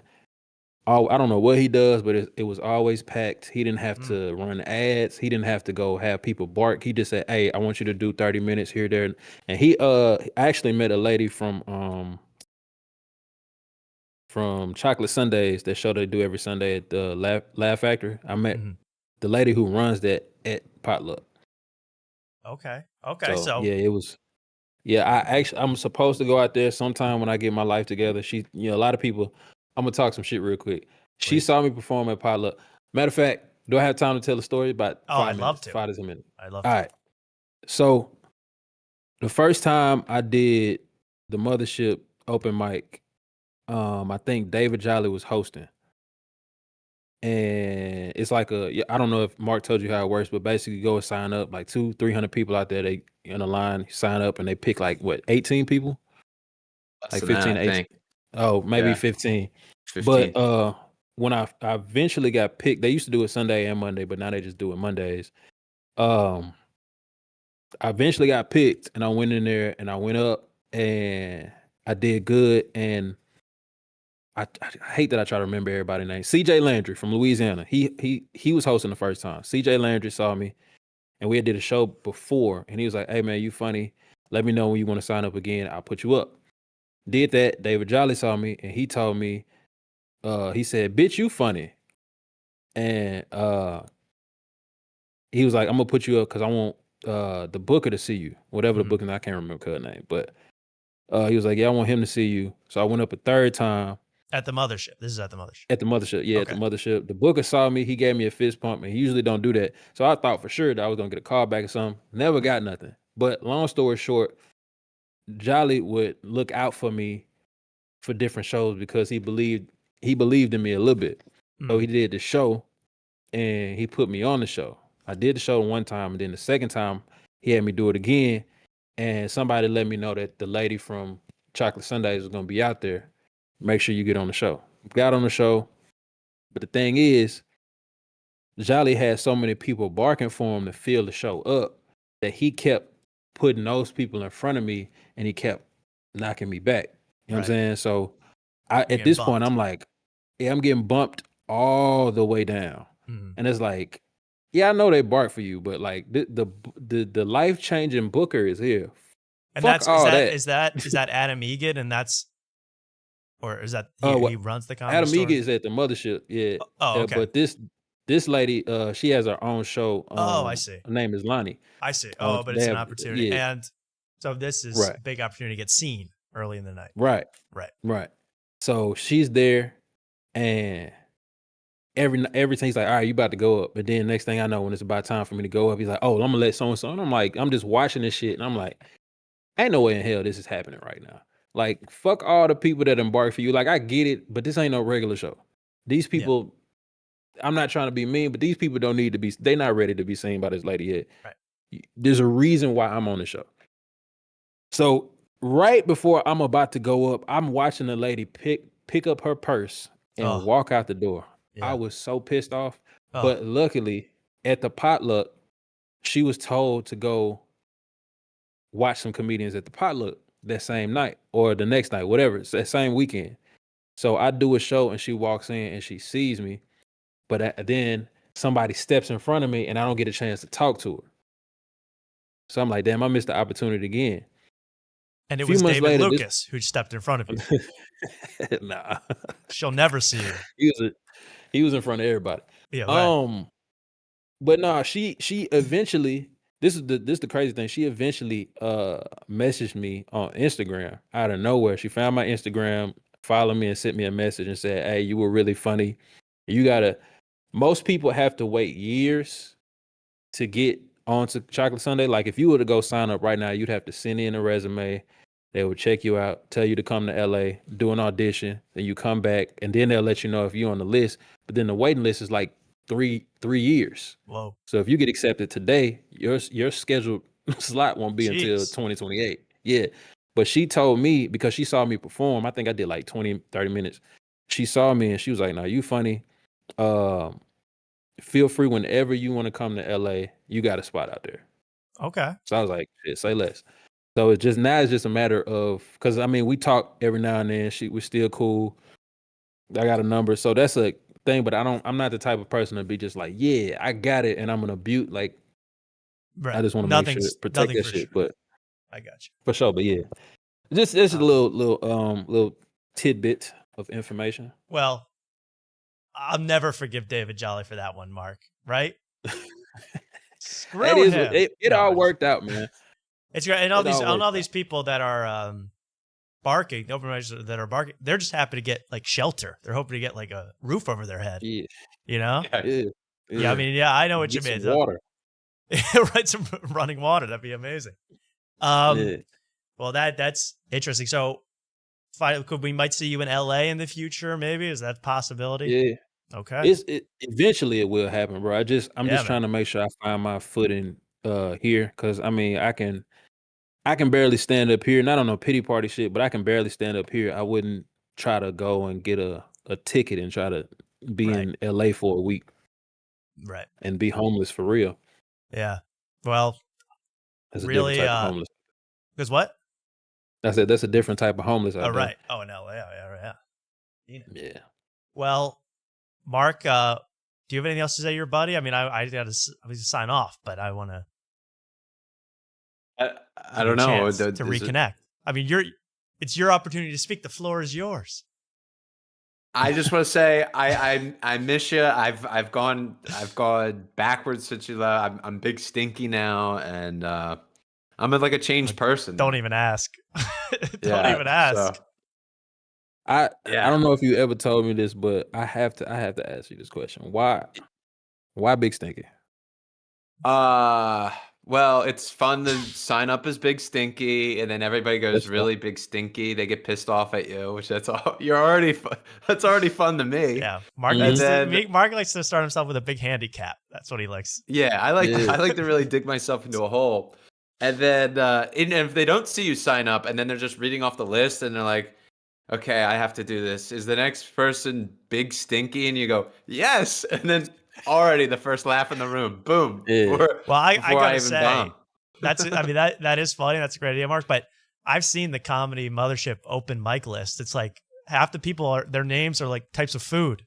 It's like crispy bacon, pickles. Yeah. It's insane. What was the one I sent you yesterday? Yeah, what was that? Oh shit. It's like Hot Pocket or something. I hate that shit so much. Yeah. Well, you're talking to Big Stinky right now, so I don't know. Yeah. He's a But wild. yeah, but Big Steel, I don't know. He's not Go trying ahead. to be like I'm really Big Stinky. It's like he. Well, it's I am not really like Big Stinky. Tony Pepperoni. Yeah. You know Tony Pepperoni? Yeah, I met him a few times. Is he always in character, or is he sometimes just Tony? I don't know, bro. He's crazy. Yeah. It was Belly Button signed up. Belly buttons. These Belly names. Button. Mark, you got to think of some type of body part or food if you want to come back to Austin, man. You got to have a name. Yeah. Good luck. I'm gonna be Black Elbow. There you go. I like that. But spell it L-bow. Yeah. Very cool. Well, I'll say this.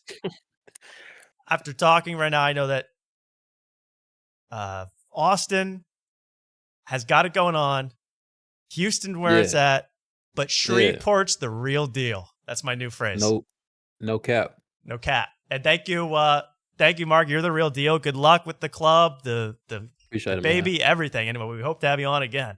Fun talking to you. I'll be back anytime you want, man. All right. This Beautiful. is fun. All right.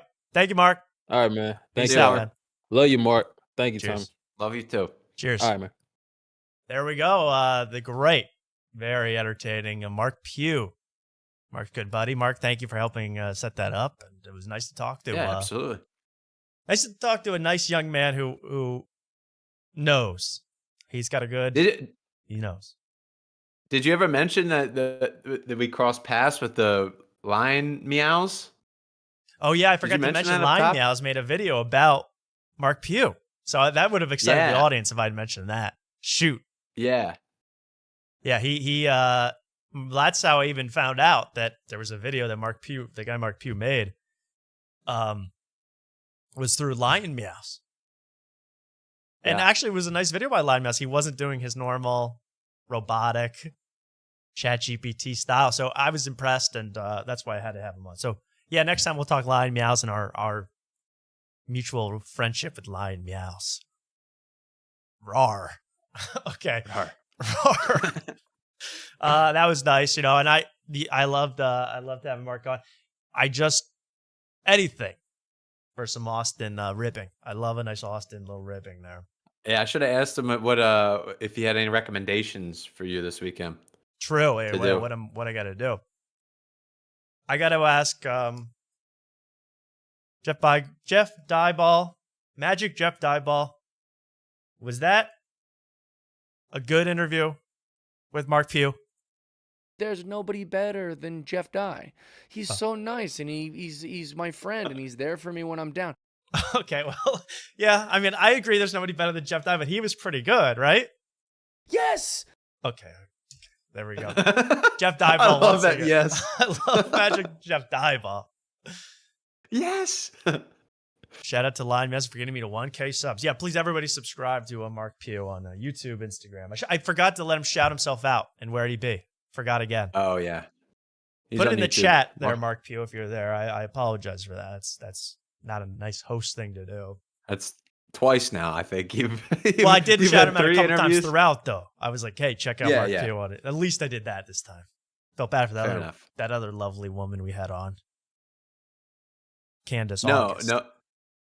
no. You let her plug, but I don't think you let Jeff plug, and you didn't let. Well, you just forgot to plug at the end. That's all. Yeah, I don't know. I'm so anti-plug in my day-to-day life that I just don't even think about it. But it's rude for a host not to give an opportunity like that. So, Right. is Jeff Dieball, was it Magic Jeff Dieball? Was it okay that I didn't let them plug themselves? Nope. It's a cute nope too. That is a cute note. Nope. We have a lot more of that where that came from. Don't worry. Man, I have so much else to talk about. I got to get into The View soon because The View this week was unbelievable. Like, I don't know. Do you guys even Mark, have you ever seen, that's what I mean. Like, I never sat down and tried to watch a View from beginning to end. No, I've really only seen clips. Yeah. So I didn't even know, how the show is set up and how it works. I mean, maybe we'll just do that now because I was so into the View this week. And we might be drunk stuff coming up that is so funny. That's going to be amazing. And others, the Saudi Royal Comedy Festival about to start. Seriously. Yeah. It's about Kicks to start off. in just a couple days. And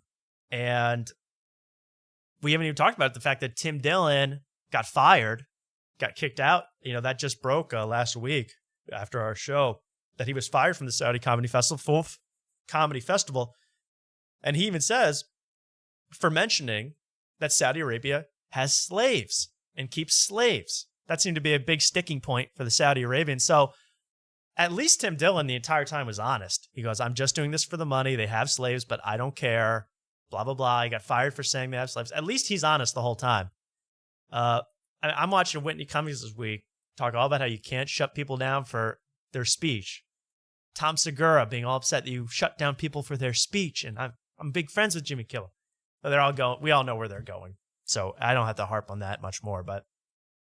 And thank you to everybody who watched my Saudi Arabia prank call video that I put on YouTube and Instagram. That's after tonight's show on Instagram. I really enjoyed the clips.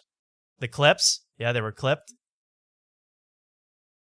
Is that No, all I'm they were? calling you- No, I'm just saying Tommy Clips. That's like your new nickname. Tommy I should have been Clips. You Tom. got I the would love to be clips. Tommy Clips. Yeah. No. Yeah. I don't know how to make a good looking clip for my life. If anybody knows anything about clips, let me know because I don't know how to get a clip going or what makes a clip. I'm not a clip guy. That was very clippable thing. It was like you do it, like a stand-up set. And you're like, oh, I'm gonna clip this bit that's Right. going on.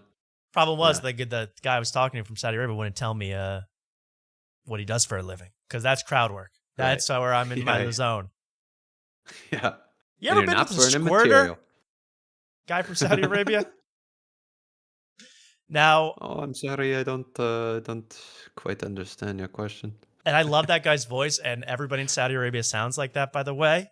And from that video, I hope you all watched on the YouTube channel, the prank call we played last week. But also someone accused me, they were like, this is a little insensitive. Like you keep putting up, like in the clips, I kept putting up photos of a Saudi Arabian man when the guy was talking. They were like, I can't believe you're just putting up random photos of a Saudi, a Saudi or some kind of Muslim person. I go, that's all those pictures are the same guy. And it's all the guy that set up the whole festival. That's the guy. Yeah. He just looks bizarre in all his photos because he looks evil. He looks pure evil. Can we let me pull up a picture from this guy that I used in the video. Some of these videos are going, this could be used. This could be an Adam Curtis documentary. This could be, his name is Turkey Al Sheikh. I mean, when I saw this photo, I go, you don't even have to write, Die Hard 5 about this. He already looks, they wouldn't have to go to the costuming department to make him look more sinister as he does right here. I mean, look at this guy. Does he have a pin of himself? I think it's a pin of the Crown Prince, actually, that he's wearing on himself. It's like, well, you know who collects pins, right? Who? Oh, Jeff Dye. Jeff Dye. Yeah, he has a whole pin thing. Would you like that pin of the supreme leader of Saudi Arabia, Jeff Dye Ball?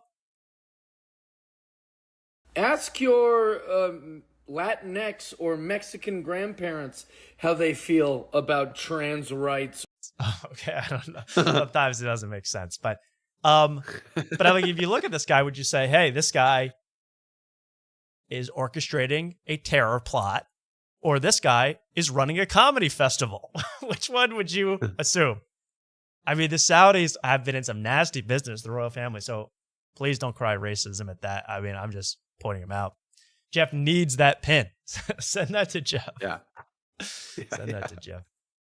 All right, let's get to the view. That was enough. But yeah, I also want to mention that I got very few interactions on Instagram. That's fine. I don't know how Instagram works or how to get people to watch anything, or maybe it just didn't click with people. But everybody that did watch it and like it, 80% of them were Middle Eastern. All my likes were Middle Eastern people.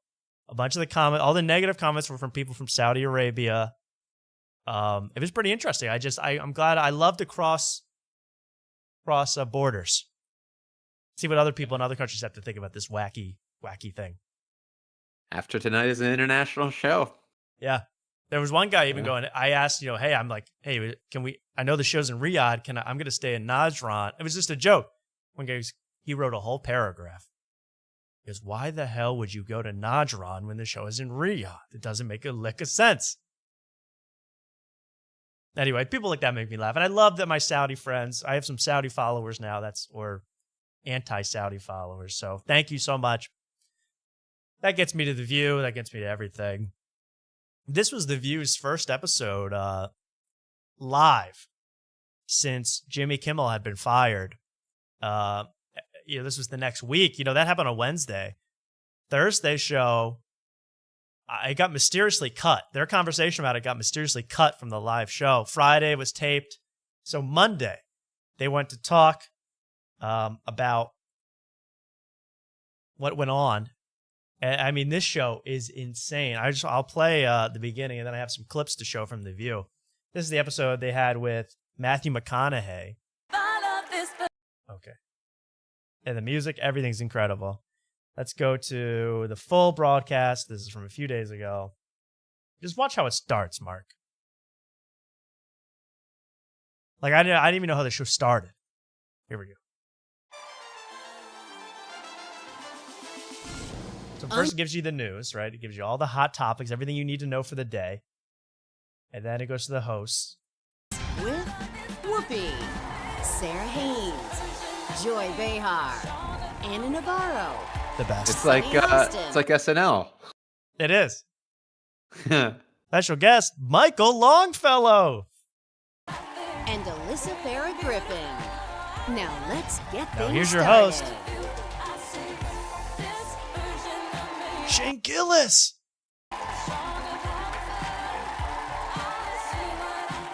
So this is what bothers me. Where are they coming from? Why is there a whole living room that they walk through? This is crazy. This is to address some serious things going on. They always walk out like this. No one's ever looked smugger. And the song goes, I love the view. I need to show. Oh, man. Makes me want to do some morning style TV. I love afternoon night.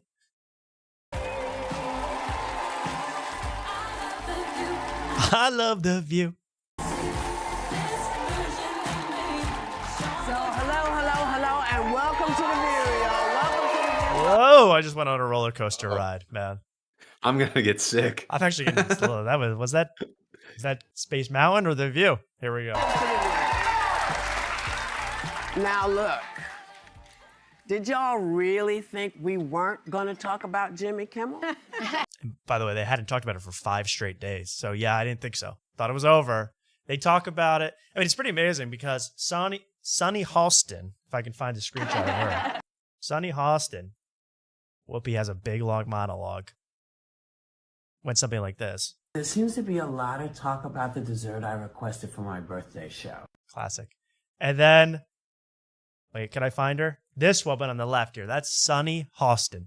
And she used to be a lawyer, I guess. And it's the most amazing show you ever said because right now she's got very serious look on her face and she's going, as a former lawyer, I remember when I read about Oliver Wendell Holmes and free speech is ingrained in our democracy. 20 minutes later, she's trying on jeans for a live infomercial. I mean, you can't believe what this show has to offer you. I mean, she's trying on form-fitting middle-aged mom jeans in about 20 minutes after this big thing. So I love this show. The part that really shocked me, though, Mark, that we got to watch is the sections about with Matthew. I love this. Sorry. I love those custom coffee cups. I know. Those are really... It's like I Abbey love those Road. cups. Yeah. Yeah. Yeah, it is Abbey Road, but with all the members of The View. Yeah, it's awesome. Trump's motorcade is barreling towards them. High speeds. Look out, ladies. He can't stand The View. Now, then the most interesting part wasn't the Jimmy Kimmel talk. That was pretty much what you could expect. The most interesting part was when Matthew McConaughey comes out, is the guest of the day. Matthew McConaughey.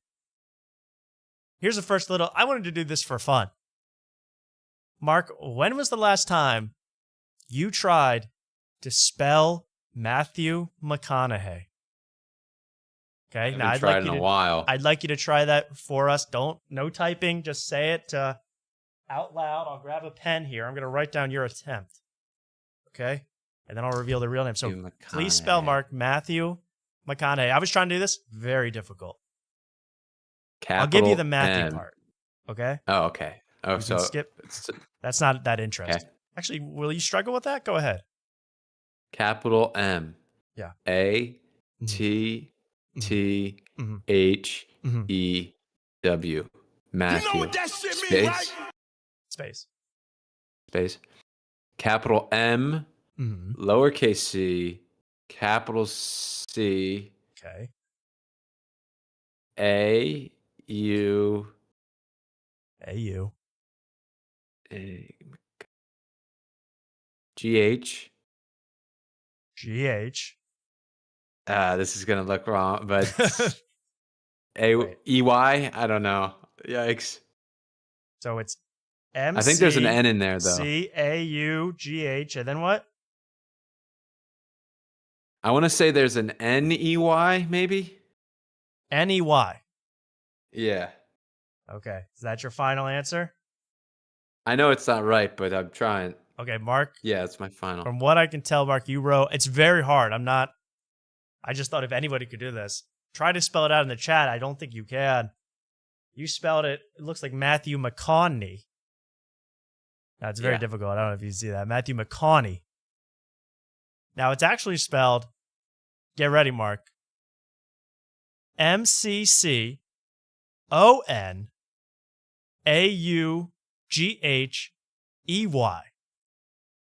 Oh, so I was close. I just needed the con in there. You kind of forgot, but you forgot. Yeah, you forgot one kind of syllable. Then I would have nailed it. And I threw the N in the wrong place. I can never that og hey. But yeah, then you need it's H-E-Y, not H-N-E-Y. It's just H-E-Y. Well, the first thing I said was H-E-Y, and then I second guessed myself because I knew there was an N in there. Impossible. But it's an impossible name to spell. I'm an impossible to look away from him. Now, here he is coming out. This is going to be crazy. I just never seen a guy who is so into himself and so into his acting and his poetry. You know, we all know him as the cool guy, but I haven't really watched him where he waxes poetic as much, like he's in a Lincoln commercial. Let's check it out. Please welcome the fabulous Matthew McConaughey.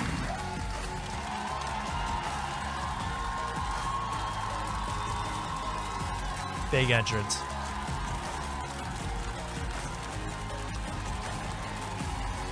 He's a charmer. Don't get me wrong. He's like kind of going for a kiss, but then like just says something to him. Yeah, he leans above their forehead and goes, "Nice to see you." Mwah. Yeah, it's kind of like a double. Good morning, everybody.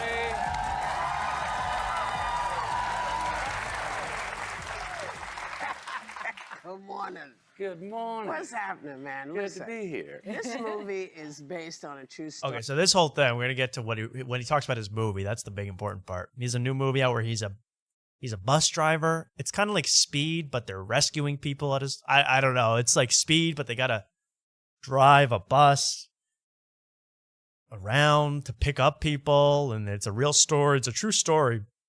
But the interesting part is it stars alongside Matthew McConaughey. It stars his mom, who I cannot believe his mom is alive. Mom is 90-something years old. The movie has his mom and son in it. So he is going to do everything he says to say. They, my 93-year-old mom got this job on her own merit. I wasn't even involved. Son, same thing.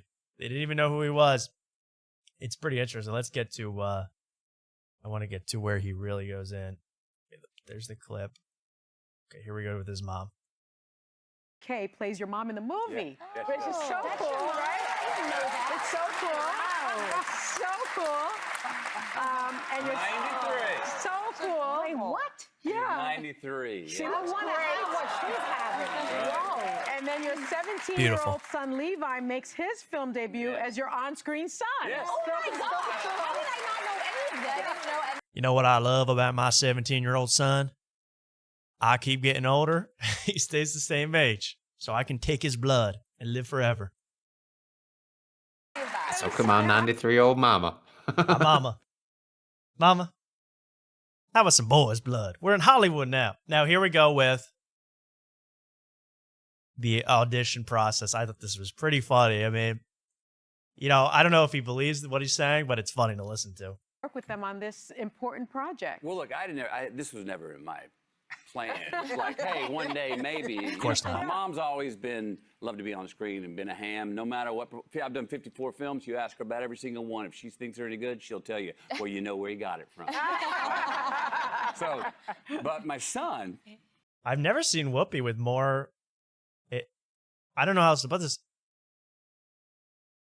I usually like her hair a lot. It's never looked more like she's in the bar in Star Wars than in here. I mean, look at that hair. That is some alien Star Wars Tatooine bar hair. Yeah, okay. Well, I mean,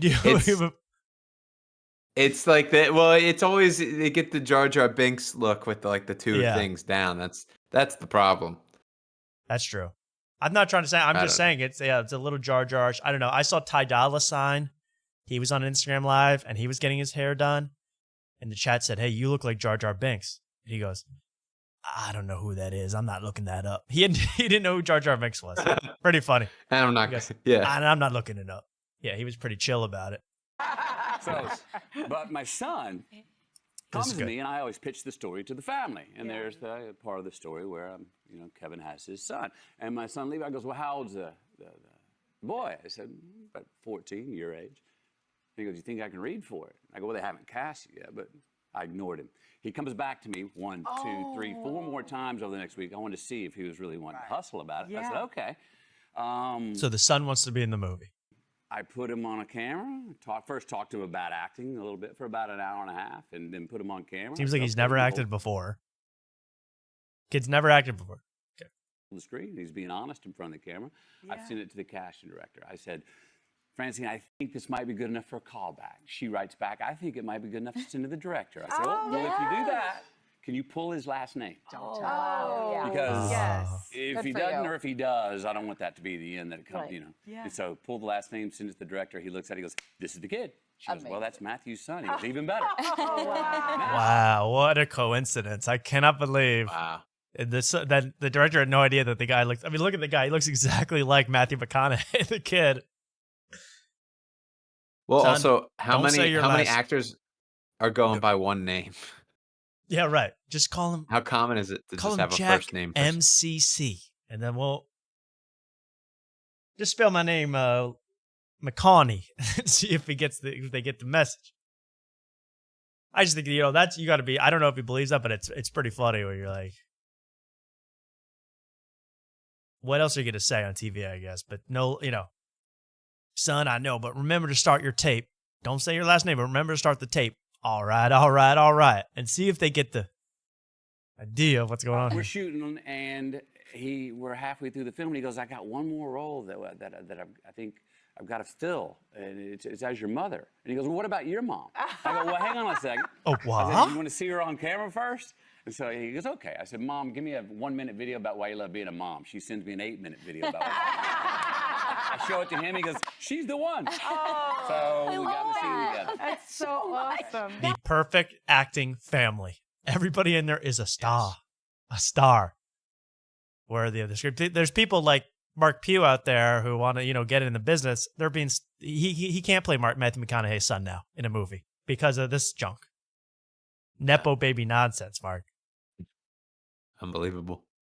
Nepo baby Here's even better. I think hopefully this has a good part. Yeah. Here's Matthew McConaughey. He just has a new book of poetry out, Mark. Poetry and Thoughts from the wise thought leader, Matthew McConaughey. Here's him. And, sometimes I don't know. It's like kind of like The Office, Michael Scott, where he goes, sometimes I start a sentence. I have no idea where the hell it's going. That seems like Matthew McConaughey a lot of times. It's a deep thought without an ending. It's like, this is a deep thought, but I don't even know. Listen. So what can fans expect from your new one, Poems and Prayers? This is a book basically about belief. And I think belief's in short supply right now. And I get it why. It's hard to. You look around, find people to believe in, reasons to believe. But it's about belief. For me, that's God. It doesn't have to be for God for everybody. It can be in your better self, in your future, in your kids, whatever that may be. But belief is something we can't afford to stop having. We cannot afford to stop believing, because if we do that, the doubt will win. And if the doubt wins, I'm pretty sure we all lose. Yeah. So that's what this Beautifully book's said. about. Well, We all lose. And you got to bang that table to know. I just made a good point. Everybody. Yeah. Sure we all lose. Yeah. So that's what this Beautifully book's said. about. Clap. Yeah. Yeah. I think the first movie I really remember Matthew McConaughey in was We Are Marshall. Where he's he's the football coach. And it's like all I can think of him as a football coach, where he gives like inspiring words. Because you always see him on the Texas sideline with all the players and stuff. I'm sure he's giving those guys quotes all the time. Yeah. There's got to be behind the scenes where he's in the locker room trying to be like, you boys got to believe, because if you don't believe, then you add a belief. And if you don't believe, then belief won't believe in you. Yeah. Hey, I just got my check from the Lambo dealership. I'm going to wait a second. Now, that's the whole thing. In the whole book, I mean, I want to hear his poem. He reads it in a minute. You've collected these poems over the last Is there an audio book for it yet? And Oh, absolutely. He's reading that audio book. He's giving a lot of Yeah, I P's can't with a little at the end. Gotta be or a whistle at the end. I don't even know if my mic can pick that up. Gotta have faith, because you don't have faith. Someone else going to pick up your faith and take it somewhere that maybe you don't want your faith to be. Yeah, that's everyone. been writing since you were a teenager. Do you remember? Oh, this is good. Now, this is classic McConaughey. Hey, you've been writing poems forever. Everybody knows that about you. When did you write your first? Where were you where you wrote your first poem? Should have asked Mark Pugh this question. Where were you when you wrote your first poem?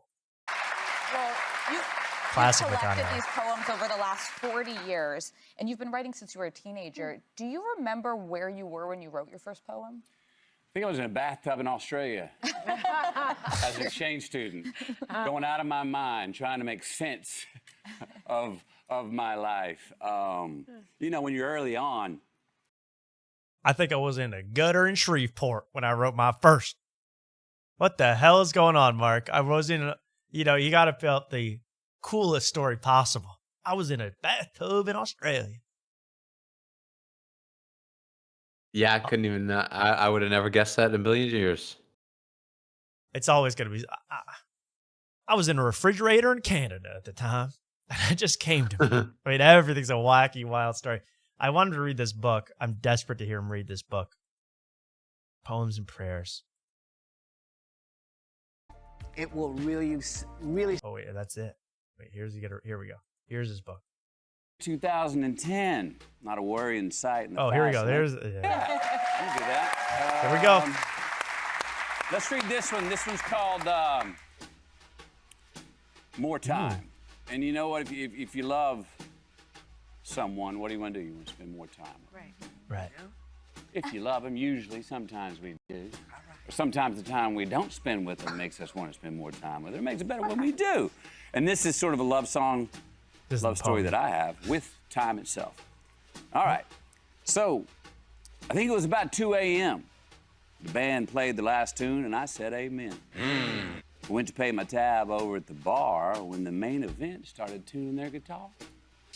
So I ordered myself another bottle of wine. God, I love it when I got more time. I thought it was the year 2010. Not a worry in sight in the fast lane again. I signed all my checks 1 year. Oh, and there's Sonny. There's Sonny. Take a look at Sonny. That's. I went to the bar because I couldn't find my car, and then I had a little scar from a fight from not that far ago. And Sonny's going,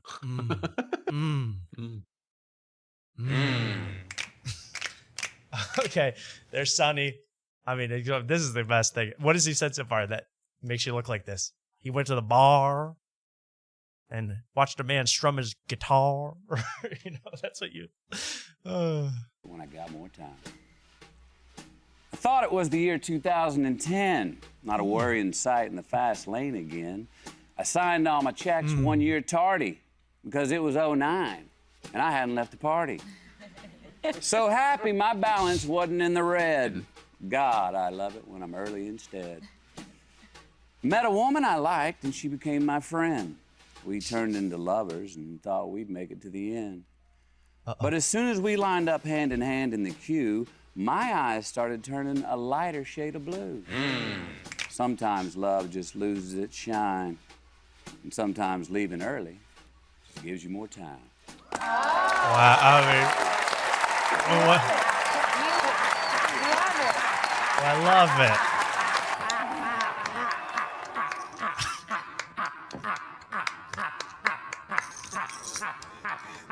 Sorry, I just gotta let this ride out.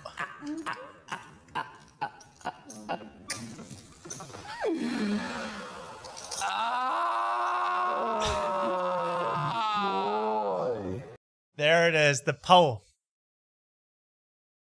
of America's wisest Southerner. What was the story? He went to the bar because he couldn't go far. Then he met a girl. Strumming the guitar. Strummed the guitar, and then I went home, but my bank accounts looked like it was really far away. So he met a woman. He loves this woman. They didn't make it very far, and now he's stuck driving home in his car. Something like that. I mean, this was good. I need more of these poems and prayers. More. It was 2008. I was running a little late. things weren't going Wish very I had more great. time. But then I met a really cute date. We proceeded to have a date. He was And in the we car stayed up pretty late. I asked her if she would fillet. She said, "What's my rate?" You see where this goes. Oh, there we go. That was Matthew McConaughey's poetry, everybody. He's going all over the place doing it on Joe Rogan. I didn't even look. Did Joe Rogan let him read poetry? Oh, I don't know. I haven't watched Joe Rogan in a while. Well, can we do that for 5 seconds? Because it involves two of my favorite subjects. That is Matthew McConaughey acting, very, very pompous, and bare feet. That's right, Mark. It's a double whammy on this one. It's gone. Wow. Let me find it here. But he was on, you only have to watch the first few seconds of this to really get the message. What happened here? I think there's feet or foot. Yeah, there we go. Oh no. Where is he going to be? It's like in the first 5 minutes. I swear to God. All right, here we go. Yeah, there we go. So here's Matthew McConaughey. Be nice within our life. He's doing that whole tour about this whole book. We went on Joe Rogan because I wanted to meet a friend again. Now I'm listening to the streamer Frogan. Now I don't have a rhyme, but there's problems with some of these rhyme schemes. But let's take a look at Joe Rogan getting a little perturbed when Matthew McConaughey goes full McConaughey and just decides to chill in studio. First 20 minutes of the podcast. Take a listen. Tom. That's one of the most depressing things. It's like if you ask people, do you think ever in your lifetime there'd be a time where there's no war? Nobody says yes. So how do we do that, though? I mean, I hear you, man. Okay. But how are we giving ourselves too much credit? Congratulations, you're the first guy to put bare feet on this desk. Oh, yeah? Just want to congratulate you. Oh, thank you. Not a fan. Rogan, I feel exactly with you on this one, bro. It's such an odd. That can't be comfortable. That can't be comfortable. It's just to be like, hey man, I'm so comfortable. I'm gonna take over your whole space. Yeah. I put my foot up on Joe's desk and made quite the mess. The smell made Joe powerless, but we gotta have more power to the people because the people are the ones making us equal. In bookstores now. In bookstores now. How about that? But that foot, and Jamie, the producer, really cuts quickly away from that foot shot. Since you're the first guy to put... So he's wearing sandals. Already pretty comfortable. Pretty comfortable. Has to slide them off. And someone says, it's basically like, yeah, Rogan can't yell at you. You're too famous to yell at about this. To get saying, that's gross. If Brian Callen did this, he'd be, thrown out of the room. Executed, yeah. Executed, probably. If he hasn't already died from the vaccines that he got. I mean, God, Brian Callen. You vax. Or, now check a look at, one more time, Matthew McConaughey, foot on this desk. I hear you, man. But whoa. And he needs to do this, Mark, to relax and figure out how do we stop war? How do we get rid of the war? Hey man. Yeah, there you go, Mark. Yeah, now I get it. Now you get it. I think we gotta be. I think, Joe, the first step is being nice. Don't get mad when people put their feet up on your desk. That's the first plan. Plan A. Are we giving ourselves too much credit? Congratulations, you're the first guy to put bare feet on this desk. Oh, yeah? Just want to congratulate you. Oh, thank you. Magic Jeff Dieball. Will Matthew McConaughey be the last person to ever put his feet up on Joe Rogan's desk? It's so interesting how many people feel the urge to comment on a cowboy hat. Okay. Okay. Sure. Okay. Well, there we go. Jeff Dye again. The Jeff Dye ball doing magic tonight. So there's all my Matthew McConaughey stuff, Mark. I mean, he's really he gets like he kind of eats up his own supply. He gets high on his own supply a little bit with this stuff. Yeah, I've always got that from him. But you got to bow down. He's the king of Austin, technically. He's yeah, he really was. He is Austin, basically, right? He runs Austin. Yeah, pretty much. He's keeping he's it on weird, the sidelines man. at all the games. He's Austin royalty. So how can you? Yeah. Rogan's in a tough spot there. You ever see the McConaughey man around? You ever seen him? Nah, I've never seen him in person. I only see comedians around. I saw a bunch of comedians this Who weekend. did you see? You were telling me a list. I was so impressed. Well, I mean, we can get into how I could have played catch with Mike Rainey, but after that, I saw Tim Butterly out on the street. Whoa. And then I saw Kim Congdon out on the street. Whoa. Yeah, and it took me almost every, ounce of willpower I had not to go up and ask her, how do you win the flop on the Fold, sponsored by the Fold? Yeah. Sponsored by the flop. She is. Yeah. She is always on the Fold. Nadav's the Fold. She's on every single episode. She never leaves that poker room. Yeah. And now that I've been watching that show to, learn what the big blinds are and all that stuff.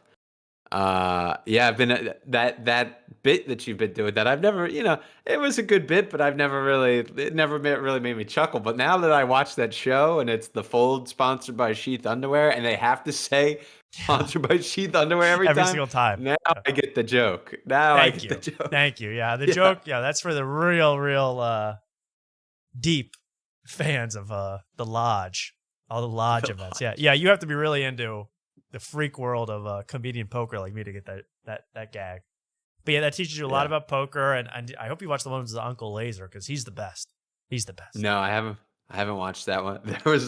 There was one with Aaron Belial, and I was like, oh, I don't know if I want to listen to like a robot voice the whole time. That's what they did. I don't know. Was like, you didn't watch it? I didn't watch it because I was like, I don't know. I couldn't imagine him trying. He only has one good hand. He has to type things to say, but then also have to bet and look at his cards with one hand. I'm like, that's going to be a slow game. I'm all in. I'm all for like being inclusive and letting out all types of people play. But he also didn't know how to play poker. So it was like, oh gosh, he had to ask like what to do. So it's like, and it takes him an extra 30 seconds to ask a question. So it's slowed him down, but he was in a good mood, and Uncle Laser helped him out. That's what I mean. I want to meet Uncle Laser, not on stage, but in the poker room. That's where me and Uncle Laser would become buds. I know it. Is he on tour? Is he around this weekend? Let's see. I don't know, but I want to hit up every poker room, every bathhouse, every seedy place in Austin. We got to hit up, find these comics. Yeah. For sure. But you saw Butterly, you saw Rainey, and Butterly has been there for a few months. He's already putting down Austin. Little put downs. Yeah. Oh, he wants out already? I think him and Mike Rainey are too satisfied. They're Philly guys. I think they moved to Austin. I think they moved later than the rest of the people, so they feel like sour grapes in a way. Where's Uncle Laser, Mark? Uncle Laser's in Phoenix, Tom. Can we? You want to meet me in Phoenix? Sci-fi horror script. We can. Let's meet in Phoenix. We gotta go.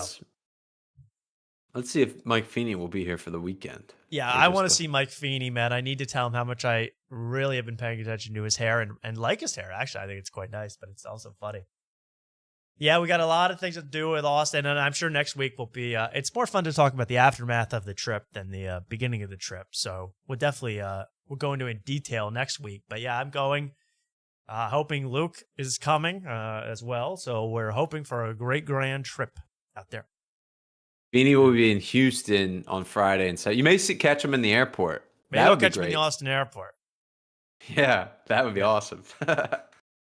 he has to get patted down, when he goes to security because the hair will not fit through the scanner. I mean, the hair, just they don't have that capability. They got combs. They got a bunch of stuff going on with Feeney's hair. Speaking of New York comedians, wow, New York, baby. New York comedians. Our two favorites that we're most interested in what they're up to. It's the Goodfellas at We Might Be Drunk, Mark. What? Wait, whoa. Why are you shaking your hands like that? Shaking your hands. Remember we were protesting last show. And you told me you're going to continue the protest. I'm gonna continue, and it's not falling on deaf ears because what we're about to see, somebody calls them out for it. Yes. But last show we drank to because they don't drink. We have to be that we might be drunk. Yeah, we might be drunk. Not them. Yeah. So from now forward, starting last show, I will drink a beer every show that they don't drink on their show, and I will increase it week by week. So this week we're at 2 now. Wow. We'll see how ugly this gets. I think you're brave for doing this. This could you could die from this challenge, from this protest. I could die, and the other thing is, Tom, we got to start off right away on the show, because it may get. There will be a time where I'll have to just keep drinking beer the whole episode. Yeah. And then it may get to a point where I'm like, I gotta have to shotgun a beer and shotgun a beer and shotgun a beer. Yeah, to get them down. And then maybe casually drink after that. It depends how many weeks these guys are gonna go. You have 2 tonight, right? There's 2 tonight. I have 2 right now. Yeah. Yeah, you're gonna have to drink. That's what I mean. I mean, if we really did it from the last time they drank on the show, you'd have to drink, 1 beer for each week. You'd probably already be on 6, 7, 8 drinks already. So we're starting with 2. We're gonna see what they do from here on out. I gotta say, they're never drunk, and the guest on this show, Rainn Wilson, Dwight, calls them out almost instantly on not being a drunk, which I thought was really, really solid of him. But I do have to ask the die ball now. Die ball, magic die ball. Will Mark Norman and Sam Morril ever drink again on We Might Be Drunk? Man, maybe don't have your penis out. Oh, okay. I don't know. I don't know what that means for the future, but thank you, die ball. I think the die ball isn't the greatest person to ask in that situation because the die ball is over like a year sober at this point. He doesn't want to hear stuff like this. Yeah, magic die ball. Do you? Is it okay if we continue to ask questions about, drinking and being drunk, non-sobriety things? I don't want to hear it anymore. Oh, okay. Oh, wow. Wow. Oh, he's got attitude. He's got a little attitude about that. Okay, die ball. We'll leave you alone for a little bit. I'm sorry. But they are sober in this segment. Rainn Wilson, Dwight on We Might Be Drunk. We are in protest, but I can't play the show without playing that intro.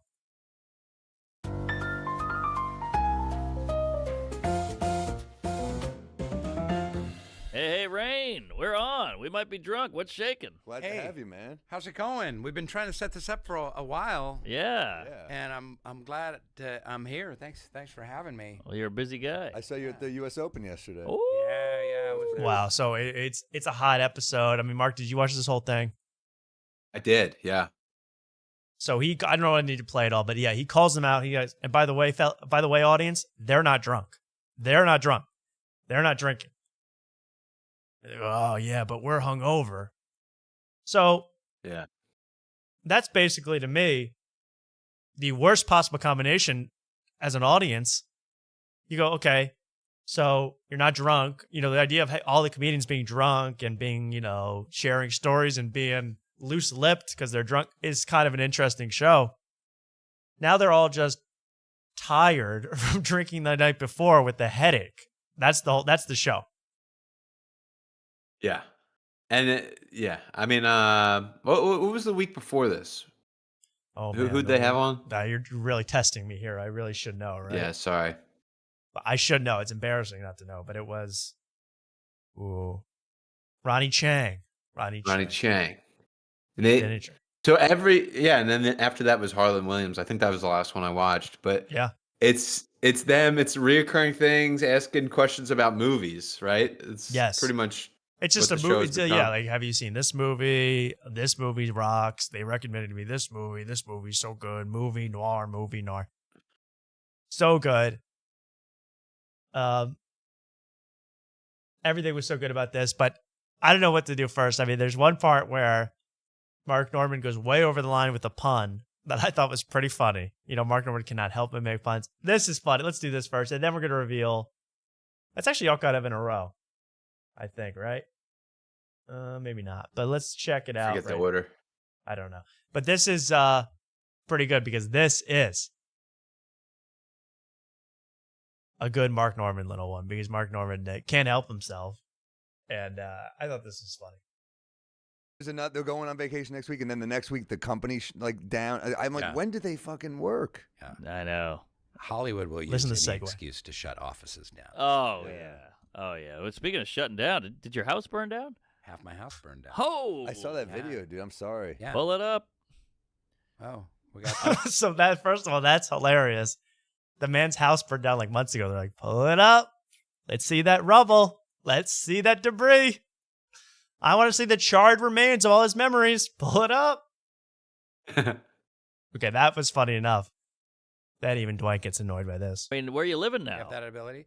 We moved back. We were in a bunch of Airbnbs, which Whoa. sucked, and we moved back into the guest room of our house. Wow. Oh, that's a sitcom right there. And yeah, that's Holy. That also made me laugh. What would the sitcom be, Mark? That Mark Norman, that Dwight Schrute's house burned down and then he has to go back to live in his own guest house? That's not the best story I've ever heard. It's not really a sitcom. Funny though. They're always thinking Seinfeld. The hell. That's it right there. That's it. Is this what is the Palisades or? This is in Ventura County. There was a little-known, smaller fire that was a month before the Palisades fire out in Ventura County, and that. Damn, you could have used some rain. Hey. All right. Jesus. That's crazy, man. Okay, so there, that just made me laugh. You could have used some rain. And Rainn Wilson, it should be, they're not like buddy. Rainn Wilson is annoyed by them this entire time. He has to direct the conversation half the time, Mark. I mean, it's absolutely crazy.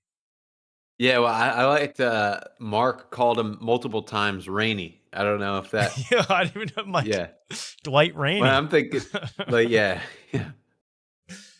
Yeah, he called him Rainy. They didn't know what movies he's in. They don't know what he does. I mean, they come in so unprepared. I mean, it's almost kind of a skill. They come in so unprepared. Well, now I'm looking at the books they have on that table. The second to top one, it says Snafu. So yeah, That's Snafu. That's accurate. Ed Helms' book, though. That Ed Helms' book. Oh. The other Office star. Oh, wow. Who didn't drink or have any fun on this show. That's 2 in a row. Pretty good. So there, I kind of like Dwight. You know, everyone was saying Dwight sucks. Dwight is no fun. I kind of liked Rainn Wilson throughout this. He was giving them crap, but I don't care about any of that. We're not going to show everything they ever did. What's more important, Mark, is if you've been paying attention to this show for a while, you've been into our talking about We Might Be Drunk. We're obsessed with the We Might Be Drunk movie. You know, they're the two guys, Mark Norman and Sam Morril, they're coming up. They wrote a movie together. And they're trying to pitch it all over the place. It's a comedy. It's an old-fashioned joke-filled comedy. Right, Mark? That's what they always say. Right. It's a classic comedy. And I always wonder, you know, every time they get questioned about it or talk about it, they don't seem to know enough. Like how much it's going to cost or what it's going to be about or who's going to be in it. Well, finally we got some details because they revealed. I am so excited to announce this. They've revealed the title for their upcoming project, their upcoming movie. They revealed the title of the movie. Would you like to hear that title, Mark? Would love to hear that title. Okay, because this is huge to me. These are two of the most creative guys in the biz. They're always writing. You know, they always are writing jokes. They're always being creative. So I know they're going to have a good title. Well, can I say this before you reveal? Yes. You sent me this video and you said a couple things about it. And then you were like, as a side, like this third message was like, oh, also they revealed the name of the movie, and you were like, it isn't must watch. I was like, what are you talking about? I have to get this reveal. I can't believe you downplayed this. This is huge news. And the title lived up to the hype, right? The title is incredible. Yeah. Okay. I couldn't even believe it. I couldn't believe it either when they revealed the title. You won't believe the title of their movie. All right. Drum roll, please. Let's hear the name of Mark Normand and Sam Morril's movie.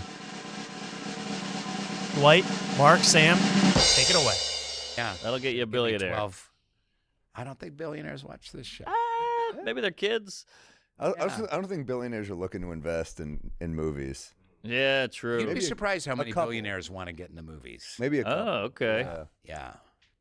Hey, we might have someone for our thing. Yeah, we wrote a movie. We wrote a movie. We might No have, kidding. Yeah. For real. A comedy. Oh, that's awesome. a buddy movie. Yeah. I hope. Yeah, that's where you're talking about making more comedies because you're absolutely right. Like, got to get those comedies greenlit. We got to get, but you have to convince people to go into movie theaters. I know. Well, we'll go to streamer. We don't mind a streamer. Are you one of those comic actors who also is like, I want to do more serious all stuff, or worth do you it. love doing comedies? I'll do both. Yeah. I want to do it all. I mean, Code 3 is, I'd say, mostly comedy with some. He's, by the way, Rainn Wilson did a movie called Code 3 with Lil Rel Howery. I watched the trailer. I don't know. It can't be as good as Ambulance with Jake Gyllenhaal. Now, that was a sick movie about an EMT. This is another EMT movie. And I didn't even see Code 1 or 2, so I don't know how I'm going to catch up. Okay. Here we go. The title, directed to be, someone says. Here's the title of their movie coming up. It's coming up. Dramatic parts, but yeah, I'll do it all. I'll do it all. Oh, yeah. Yeah, we'd love to get this made, but I'm fine with a streamer. What's the name of your movie? Give me the name of your movie. What's the name of your movie? Here's the name of the We Might Be Drunk movie written by Mark Normand and Sam Morril. What is the name of this movie? Let's hear it.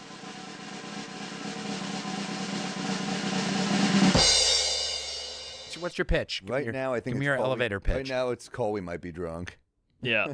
But Oh my God. It's the new beginning. Yes. Yes. We Might Be Drunk. These guys, I mean, the creativity bouncing off the page. I can feel it already. The movie, get this, and they're going to explain this.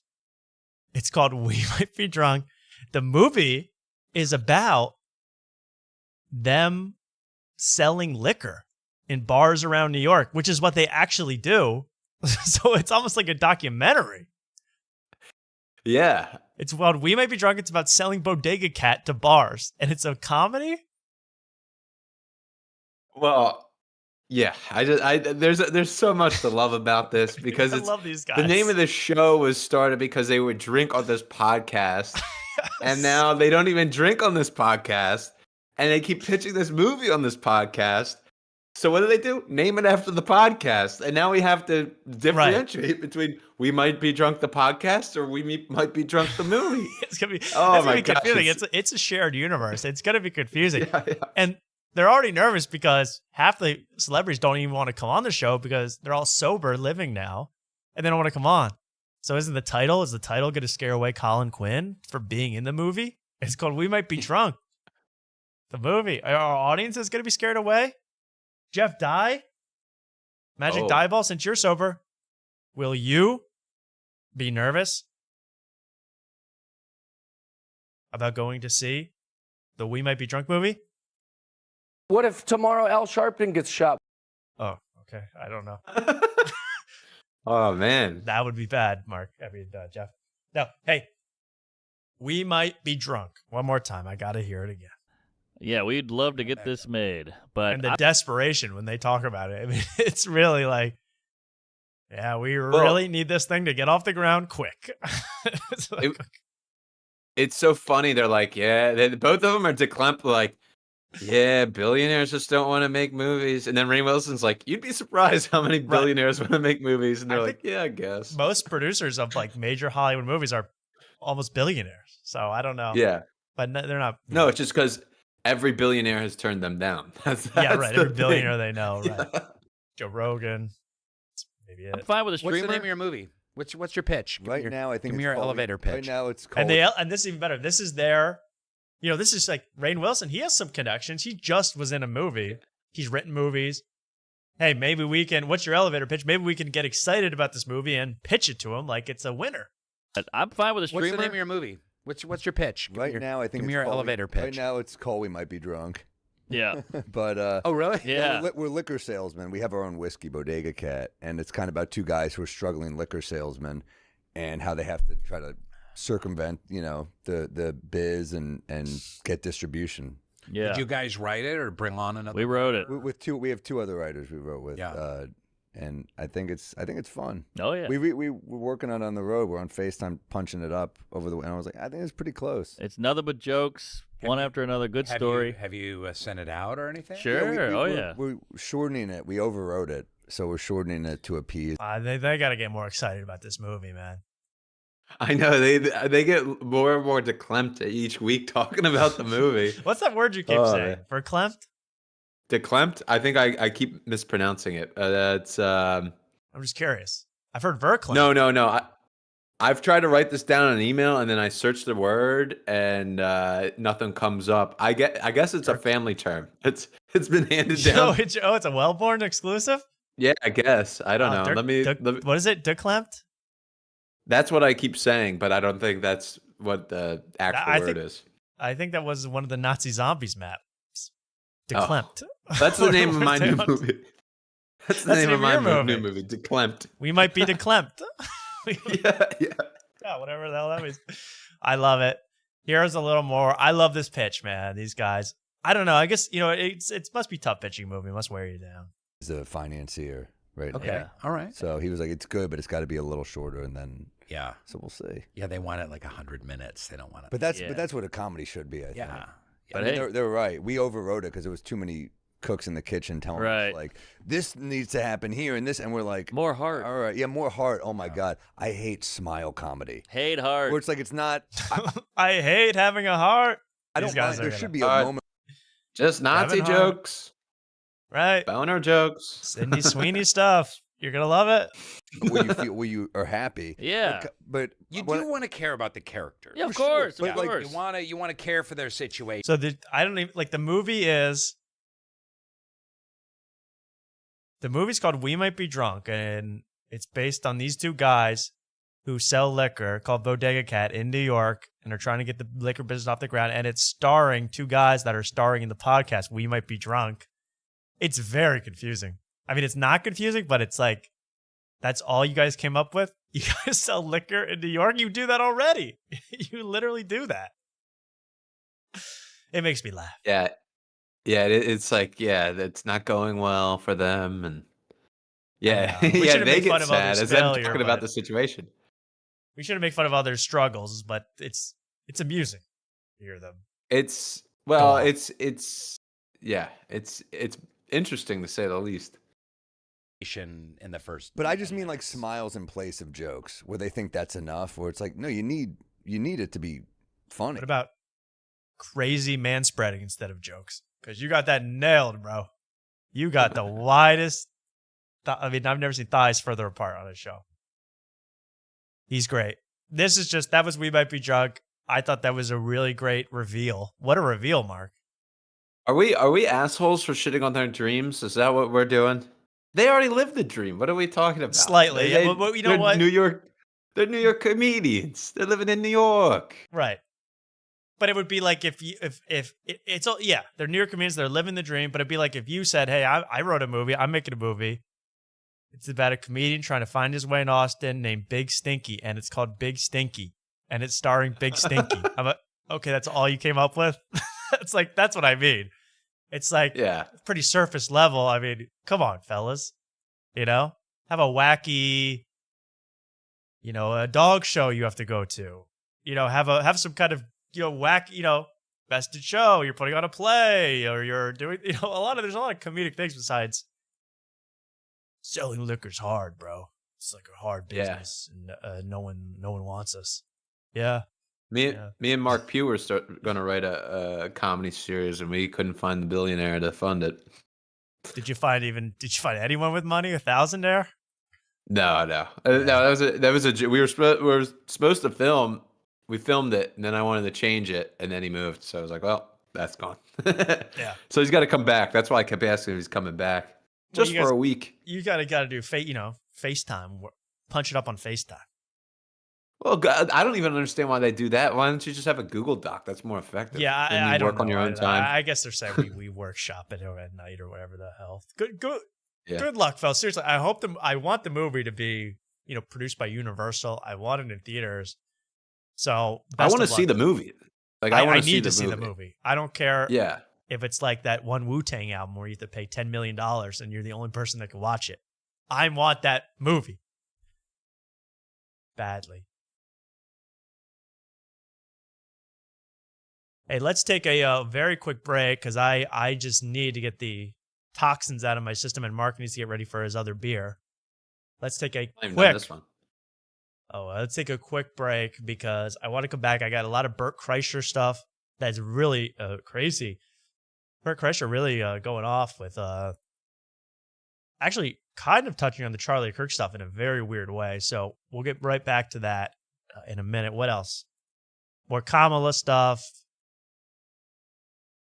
Even some Jeff Dye stuff coming up that is really, really good, I think. Really funny. There goes Mark with his first beer. Hey, check it out. One beer down.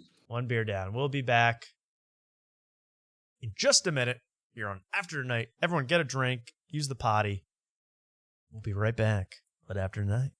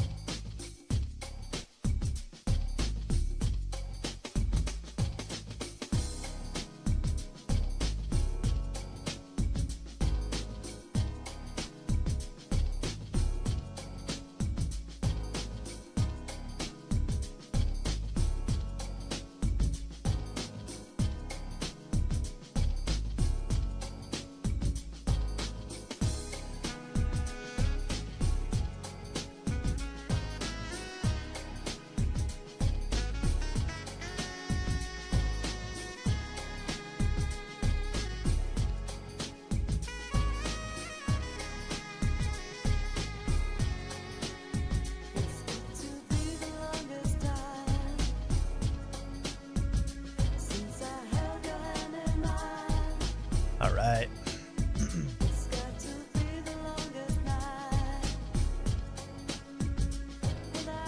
Hey, did anyone see, we're back, by the way, on After Tonight.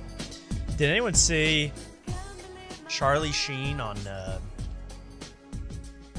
Logan Paul on Implausible, whatever the hell that show's called, about, what did he say, Mark? Did you see that clip? He said he slept with 47,000 women in his life or something like that.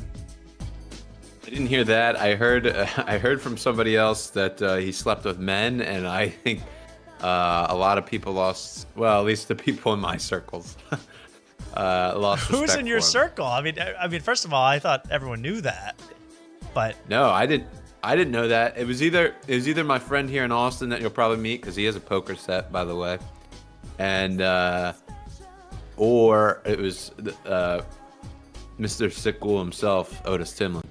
Right. Well. Yeah. Which you could. Whichever homophobe I get to hang out with Austin, I'm excited. Yeah. I'm excited. I thought everyone knew that because he was so wild back in the day, and I don't know. It seems to me like, he does have confirmed. He has HIV. He has the HIV. He has the virus.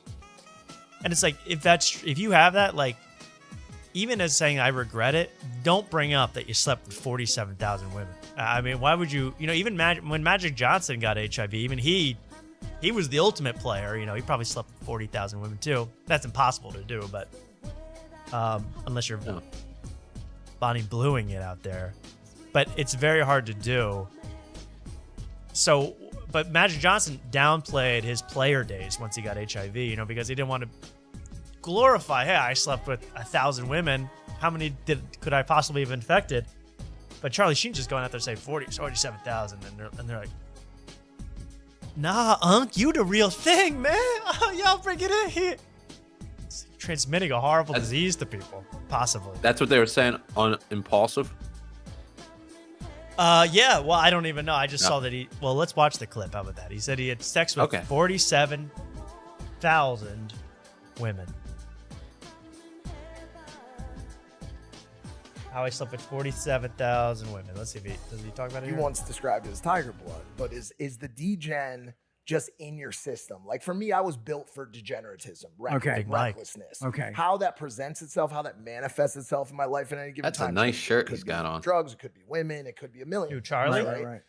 Yeah, that takes, you need swag to pull that off. You need swag to pull. You need to be like black to really pull that off. Like, yeah, that's a good black man shirt. Or have a black heart like Charlie Sheen. Yeah. Because he can pull it off. Yeah, he is like sort of an evil player in my eyes. Probably a nice guy now. But back in the day, I mean, read what he's been accused of. It's no laughing. It's pretty crazy. Pretty messed up. But it's always felt like a piece of my DNA. When I was very young, it was just riding bikes off tall things and breaking bones because I didn't care. What do you think was the thing that you have that made you say, you know what, I'm going to have sex with 47,000 women. I'm going to try every drug. I'm going to crash a plane. I'm going to beat Michael Jordan. I'm going to do every single thing, and I'm never going to say no to any of it. Like, isn't the answer cocaine? Isn't that why he did all that stuff? It's like, what is that drive inside you? No one has that drive unless they're off extreme stimulants 24/7. What made you want to sleep with? When you put it like that, it sounds like it's somebody else's life.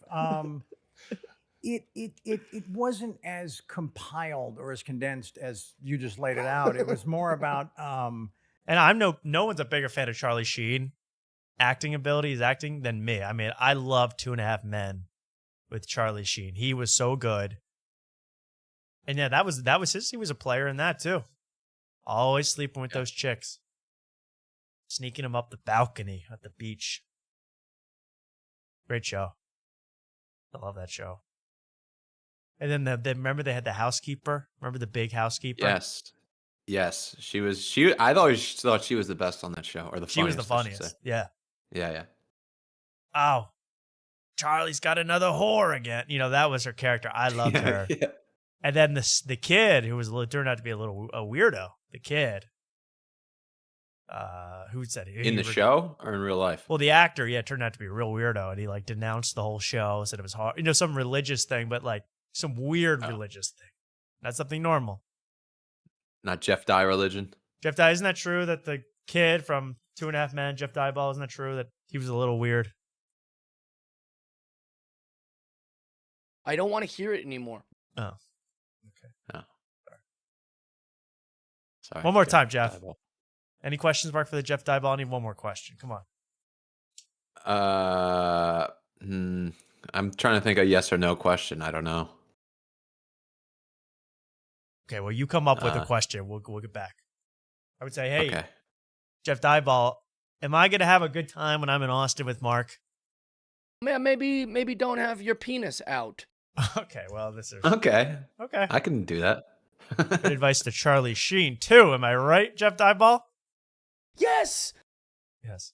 I love that bit. Jeff. You could do that bit for a year straight. I don't think that'll ever get old. No, I'll be selling these by the end of the month. Next month. Yeah. Jeff Dye-Ball. We make memories, not merch. We make memories, yeah. This will be my first piece of merch. It's going to... all sorts of copyright infringement. It's going to be a big problem. Well, I'm so excited for that. And yeah, anyway, that Charlie Sheen thing, I'm like, he's a big creep. Like, I know he seems like a nice old grandpa guy now, swagged out grandpa. Creep. Yeah, I found out a lot about Charlie. I did watch a little bit of whatever that documentary is because somebody had it on when I went over their house. What documentary? Yeah, I did. Isn't that the Charlie why Sheen he's getting one. all? Yeah, that's why. Yeah. I just watched. it? I didn't realize his dad was a famous actor. Oh, I just saw Departed for the Yeah. first time this weekend. So, Wow. Took You're me a behind. while You to didn't get know there. about Martin Sheen?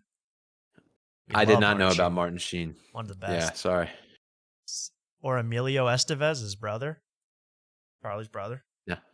Even Yeah. better. Cousin or something like that. Hey, let's go Bert. Let's do Bert. I want to talk Bert. Bert All right, Kreischer. I love Bert. I don't know. He's kind of on a mini tour right now, mini thing. And he was on my favorite cast. Just came out today. Stiff Socks. I had to watch the whole thing. I was so excited. But Bert's really been killing it, man. Bert is almost like he's now proud of how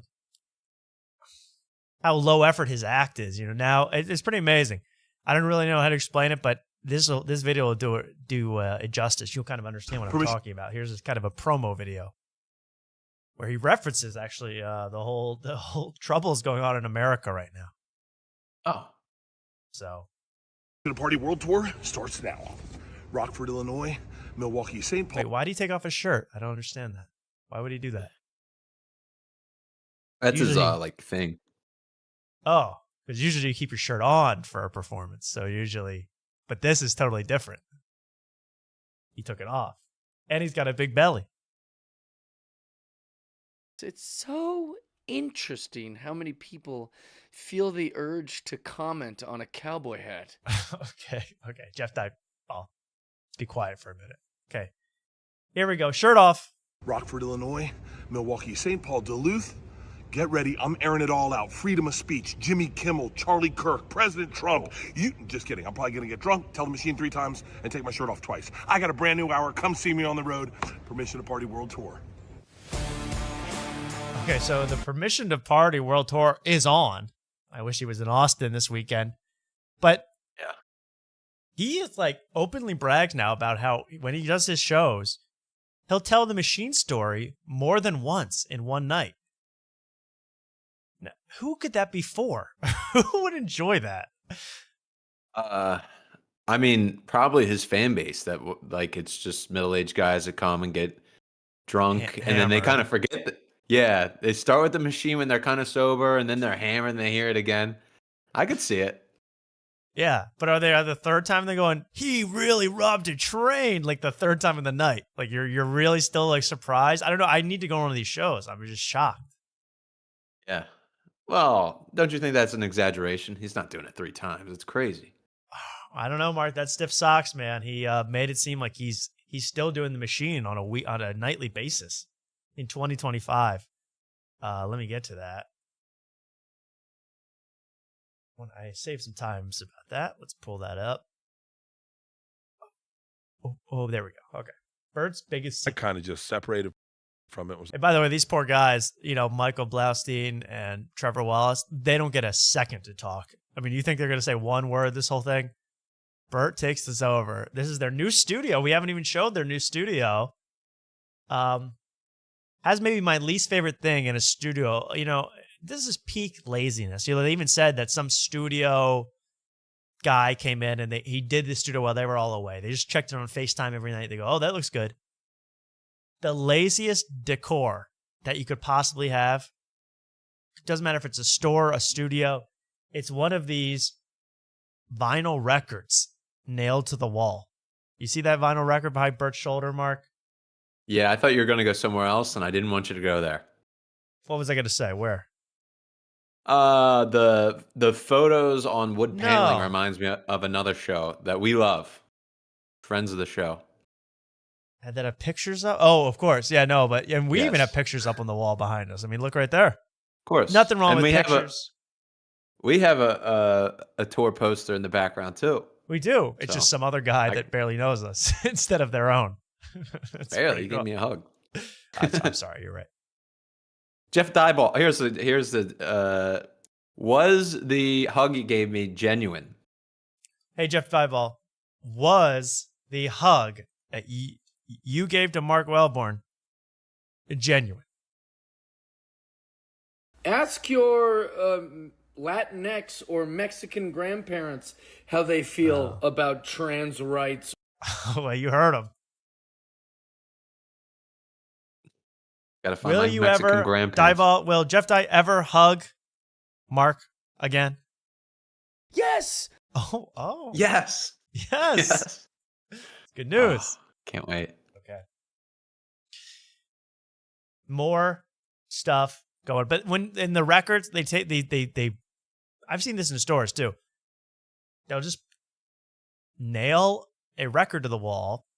The record has no significance. It's some random record. They don't even like it. They don't even know what it is, but it's just decor because it reminds you of what? Music? It's so, come on, guys. That's where I got to say, no. But let's get to him telling more about the machine. I thought this, I just couldn't believe that he's still doing this stuff. Thought I was hammered all the time. Yeah. But the truth is, I wake up around 11. I go have lunch. What? We do an activity like go to I need a Schulz tour. I didn't or realize go to it'd be a on the fucking same mall or love seat. or go play disc golf or. Oh yeah, here they are together. Yeah. But the truth. There they are together. You see more random records, light. And these guys are, I mean, this is 46 straight minutes of Bert Kreischer talking. They're tired. They're ready to lay down on the couch. Truth is, I wake up around 11. I go have lunch. We do an activity like This is go what to Bert Kreischer does to get ready on a day of a show.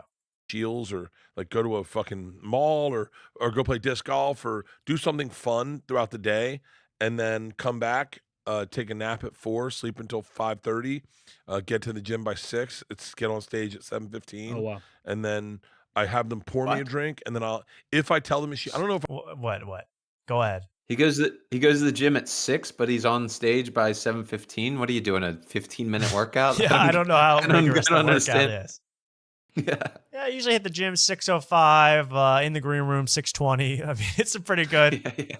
How do you get from the gym to there? You have to shower. And I'm telling the machine on this tour. Like there we go. I have them. By the way, this is how I feel about Bert Kreischer giving his full daily itinerary. I don't want to hear it anymore. Okay, thank you. Done with it. Pour me a drink, and then if I tell the machine, I don't know if I'm telling the machine on this tour. Like I haven't been telling it. Like I've been doing some Great Outdoors Comedy Festival shows. Yeah. And I haven't been. I got really lucky. So, and someone says he has 2 watches. He does have 2 watches on each hand. Wow, that's a flex. One for fitness and one for bling. Right. The 3.5 minutes in the gym, you get the watch on the smartwatch. And when it's time for a vodka double, he looks at the watch on his left wrist. What time is it? Now, I just can't believe I was just shocked that in 2025, I mean, he's done the machine on Joe Rogan. He's done the machine on stage for 10 years. He made a movie entirely about the machine story called The Machine. Reminds me of a certain movie called We Might Be Drunk. And then is still telling it. Everybody, I mean, seriously. There are lost tribes in Africa who have heard the machine story. Well, so it's funny you say this because I think I saw this on Comedians in Cars maybe, where I think Jerry and Jim Gaffigan were having a debate whether they tell the same, like, their famous jokes over and over. Now, I know Jerry does that, and I think Jim Gaffigan does that with his Hot Pocket bit, but, like, really, Bert really has only that one bit that everybody knows, you know? Well, yeah, go ahead, sorry. He said it's a 13-minute story, The Machine. So that's like, that's already a quarter of your act.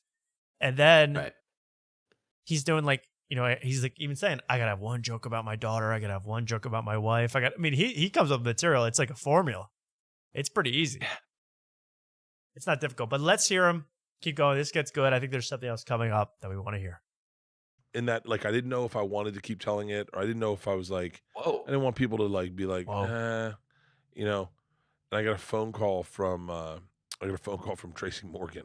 Oh, okay. This is where it gets good. So I had to look back into the story to remember what happened. And I never heard this part of the story. Bert Kreischer used to tell a story about how when he was just starting his comedy in New York, he met Tracy Morgan at a comedy club. Tracy Morgan gave him a joint to smoke outside a club. Turns out the joint was laced. It was Sherm. It was PCP, laced with PCP. Bert starts freaking out. He starts freaking out. Then they get, he keeps hanging out with Tracy. Then they go to a restaurant. And then Tracy Morgan starts a big fight while they're all on PCP in the restaurant so that they can get thrown out and not have to pay the bill. That was his crazy story about Tracy Morgan. Well, then, interestingly, he sold the story. He basically gave the story to Jay Moore. And Jay Moore started telling the story as if he was Bert. Then Tracy Morgan hears this story because I think Jay Moore told it on Opie and Anthony. And Tracy Morgan says, wait a second. That story's not true at all. That is a made-up story about me. That didn't happen. And then Bert started telling it on Joe Rogan as if it had happened to him. And Bert had made up this, Bert was the one that came up with the story in the first place. Tracy Morgan is probably saying to himself, hey, what the hell? Even if it happened, why are you telling a national audience that I smoke PCP? That might affect my career, right? If you're known as a PCP smoker and a guy that gets in fights to get out of restaurant bills, that might, your family might be worried about you. You might lose job opportunities. So Tracy Morgan, I didn't know this part, called out Bert Kreischer, and I've never heard this part. He actually had Bert Kreischer fly to New York to tell him the story face to face. That's how upset he was about this whole thing and what really happened. I hadn't heard this part. This is kind of interesting. I love Tracy Morgan, and even if you smoke PCP, that's private business, right, Mark? Yeah. Real. That's what I think. And what a weird phone call to get. It was on FaceTime. FaceTime. And I was like, huh. He's like, I'm in a Walmart truck. No. Okay. He was like, I heard you tell a story about me. And I was like, yeah. He's like, I want to hear it. I was like, oh, now's not a great time. I just woke up. And I was like, okay. And so I talked to Frosty and I flew out to New York. We sat in a conference room and I told him the Tracy Morgan story. Talk to Frosty. You could have done it on FaceTime? Yeah, I mean, no. A conference room? And Dude, he's that rich? He's He's like, These two are so innocent. They don't even know the story. They never heard this, and they don't know that Tracy Morgan's bad. They just like, oh, wacky Tracy. These are nice young kids. I don't mess with them. I'm sorry, guys. It was I need a conference table. It was sketchy because he had heard the story and he said it never happened and he didn't like it. Oh. And so I kind of just separated from it. It was like, cool.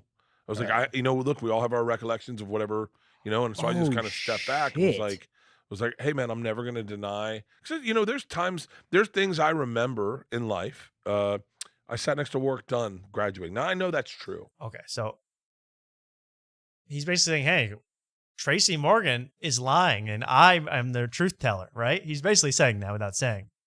We all remember stuff differently, but how could you forget smoking PCP at some nightclub and getting in a big fight?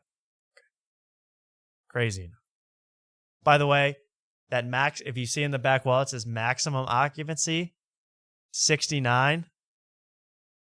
That's a sex joke.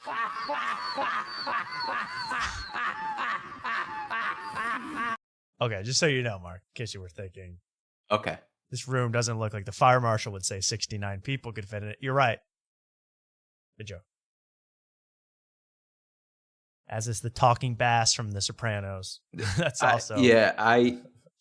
I'm sorry. I know you're trying to get this Bert story out, but I'm too distracted with this. I'm sorry. I should have done my research. I should have looked at the new studio, but there's so much going on, Tom. Yes. In the studio, you have, first off, you love the little touch that they have, all the boom mics. They have the little stiff sock stickers on Yeah, them. the little tags. I like that. I like that. That's a nice touch. Now they have weighted plates in the middle table. That's true. And I guess right it's a under it. practical thing because the weight of the mic would cause it to tip. It probably weighs it down, but it also gives off a manly atmosphere. Hey, we pump iron. Here. Right. Right. It's a win-win. It's trying to look like somebody's man cave basement. Yeah. Yeah, there's a lot going on. I'm sorry. I just Well, couldn't get I over mean, all of it. I mean, I've already pointed out all the records, the random records, the Amazon Essentials clock radio, vintage-looking clock radio, and then I just noticed at the top, why is there an completely empty football field frame print?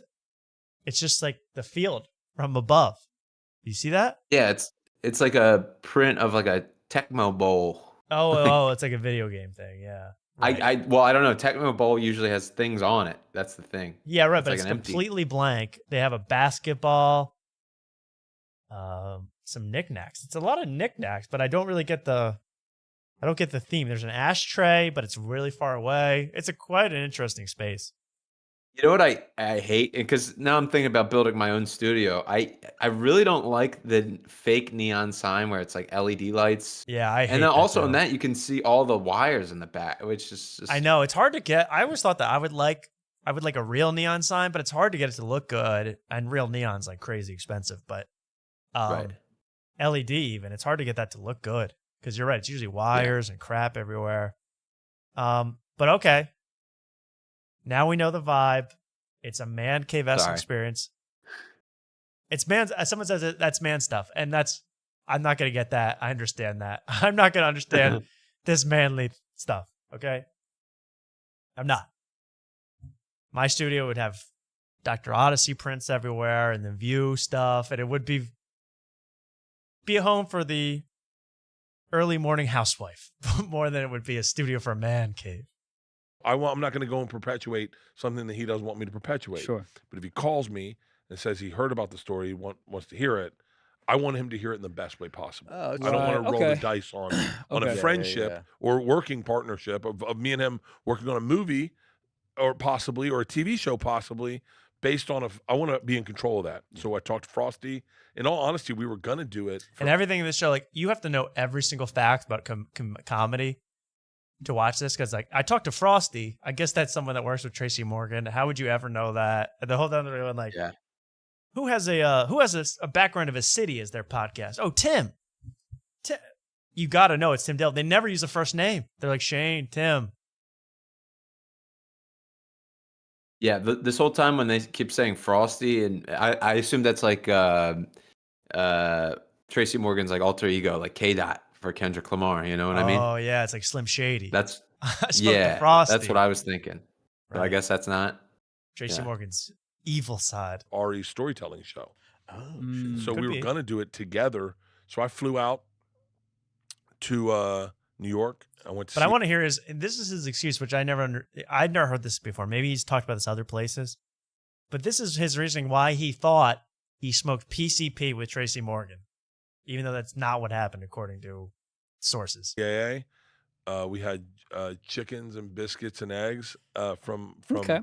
I got nothing. That was to your, say. it was your request, right? Yeah, your That was request. All you. And I told Tracy Morgan the story. And And I got to take umbrage. They're making almost like a lazy black joke, like he ordered chicken. Come on. I gotta make a quick thing to the comedy community. Let's step it up. I've been listening to a lot of comedy podcasts over the last week. For a lot of pro comedians, the funniest thing that they can think of in the world is an Indian man. Have you noticed that in podcasts now? It's like, what if a guy was Indian? It's like Come Town from 9 years ago. The Indian stuff, I mean, it's a little much, Mark. Well, I'm assuming they're not talking about Native Americans, the native people. No, I've talked about this for a year now, but it's all the same 5 jokes about Indian people, from the subcontinent. But that's really, they think the funniest thing possible is an Indian man. That gives them a giggle. Just the thought of an Indian man. And that bugs me. And I know a lot of Indian humor in Austin. I've seen it. I look at it every day online. But I got to put my foot down at one point. And same with this black. I should have even talked to Mark Pugh more about that. I mean, when he went on Kill Tony, Tony's making these jokes. You know, he goes, I like to, Mark Pugh says, I like to draw. I like to do art. And he goes, what do you like to draw? Graffiti on the sides of buildings, you thug. That's what he said. It's just a little much. If we're going to be racist, let's keep it clever, everybody. Please. Can we at least agree on that, Mark? Yeah, we can agree on that all day. Okay. Sure. Yeah. But you know what I mean with I'm these still- Indian people thing? Yeah, I'm still waiting for people to nail the Indian thing of that they walk on hot coals. I never hear anybody make a joke about that. That to me is a fun. Imagine. Yeah. Imagine a guy walking on hot coals. That's funny enough, but the 3 jokes about them, we got to come up with some new material. Okay. The 3 jokes about them. I don't need to. We don't need to. But you people need to out there that are already doing Indian jokes. Come up with different ones. And what did the Indians ever do to anybody, really? Besides scam you on calls. How about that for a lazy That's actually, cliche? yeah, that's pretty lazy. But, what did they do? Really, they brought in that elephant, Vishnu, who is going to take over the whole world in a few years. I hear that. When we have the apocalypse. But they get reborn. There's a lot of funny things about them. They walk on coals. They get reborn. They're floating they're floating things in the river you never thought were floatable. So it's pretty interesting. But this whole thing, they stink. Oh, they smell. Oh, it's like the same 5 things over and over. We don't do that here on After Tonight. That's all I want to say. Let's get to the end of this story. I'm sorry to get on my soapbox about comedy. But if I don't do it, who's going to do it? And he loved it. He was like, yeah, he started remembering certain things. Like what's Cool. really fucking fascinating about the story, and I may tell it on the tour, so if you plan on seeing me on the road, just earmuffs. But what's really funny is one of the parts that he disliked in the story that really turned him off to the story was when we smoked weed together, and he hit it, passed it to me, and I hit it, and I felt garbage shoot down my throat, and I was like, what's wrong with your weed? And he's like, oh shit, you never smoked Sherm before? And I was like, what? He's like, angel dust, baby, PCP. You never smoked Sherm? And I was like, who the fuck taught you how to do drugs? You don't give someone PCP and they go, tag, you're on PCP. You offer someone. So yeah, now hearing the story again after he's already, it is so made up. The story is made up. But in my opinion, allegedly. I think now hearing this, I think it's putting a case together that Bert may be the easiest comic out there to drug because Ari's done it, and now allegedly Tracy Morgan has done it. Tracy Morgan does it. So. Yeah. And maybe he was joking. We don't know. But yeah, you can easily drug Bert Kreischer. Not hard. Inject something into a honey glazed ham, and you're off. You're good. Just leave it on the street. I mean, he's gonna find it. On PCP. Tracy Morgan stopped me. He goes, it was a blunt. I went, what? And people are saying, and I've heard this before, that it's exactly what happens in the movie Training Day. What a coincidence. In the movie Training Day, the exact same thing happens with Denzel Washington and Ethan Hawke. He goes, I only smoke blunts. It was a blunt. You'd never had a blunt before. I had never had a blunt before. So what explain this to me, Mark. I mean, you smoked weed before, right? You smoked marijuana in your past. Your dark days. So he says that it was a joint. He thought it was a joint that had PCP on. Turns out it was just a weed-filled blunt, and that the difference in potency drove him crazy and thought he was on PCP. Does that story make a lick of sense? Well, the difference between now, if I'm not mistaken here, the difference between a blunt and a joint is the rolling. The joint is the rolling paper, and the blunt is a tobacco leaf. Tobacco of some leaf, sort. right? Right. So I think even the minor league pot smokers know that. At least you'd hope. Yeah, I feel like before I even, when I first took my first puff, which, God forgive me, I thought. I kind of knew of these things. I knew it was a joint. I knew it was a blunt. I think, I don't know. I've never done Sherm. Never smoked Sherm, but I was very interested in, like, is that even possible? Could you even be confused that much as an adult man smoking a blunt to be like, oh, I thought it was crystal meth? In fact, I didn't know you were so knowledgeable to the weed game, Mark. You know, I have things that surprise you. I know knowledge on random things, you know? You ever smoked angel dust? I have never, not to my knowledge. Now, I've smoking blunts. Who knows what would have been in there? About 50% of blunts have angel dust in them. Right. I think. That's crazy. I grew up in Tampa. We smoked joints. I was just thinking about Luke. I hope Luke is listening to this. Luke, please come to Austin with us. We're really looking forward to it. And again, if I hear, he's told us before that he's got a little fear of flying or some anxiety related to flying. I just saw this today in USA Today. In all domestic flights, this is just to calm Luke down. In all domestic flights, only 10% crash land. Only 10%. So we're good. Come on down, Luke. We need you. Just a little perturbed. I mean, I want this weekend to go on without a hitch, Mark. So do I. I got all your rider stuff here too. I heard what you said last time. All the stuff in my rider. Thank you. Yeah, peanut M&Ms, iced tea, Tazo all that tea stuff. specifically. Well, they didn't sell that at Costco, so. Well, they sell it some places, so probably near you. Okay. Or online. All right. Okay. Let's keep watching. This is good. Bong hits. I had never had a blunt. And so when... As the resident PCP user in chat, this wouldn't happen. Thank you. Thank you. I believe that. I've never smoked PCP.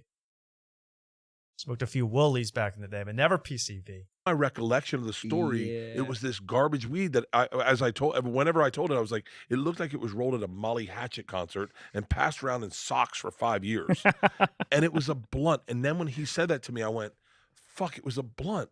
I stopped the story and he goes, it was a blunt. And he goes, keep going. And I went, this whole time, because I went back to the club, I went up to Tony Woods and I was like, I just smoked PCP with Tracy Morgan. Yeah. And he was like, no, you didn't. He does not smoke PCP. I was like, no, he does. And he did. And he was like, trust So did me. I. He goes, trust me, he doesn't smoke PCP. And I was like, are you So I don't understand. So it seems like Bert created this story out of nothing and is trying to still deal with it like 25 years later, man.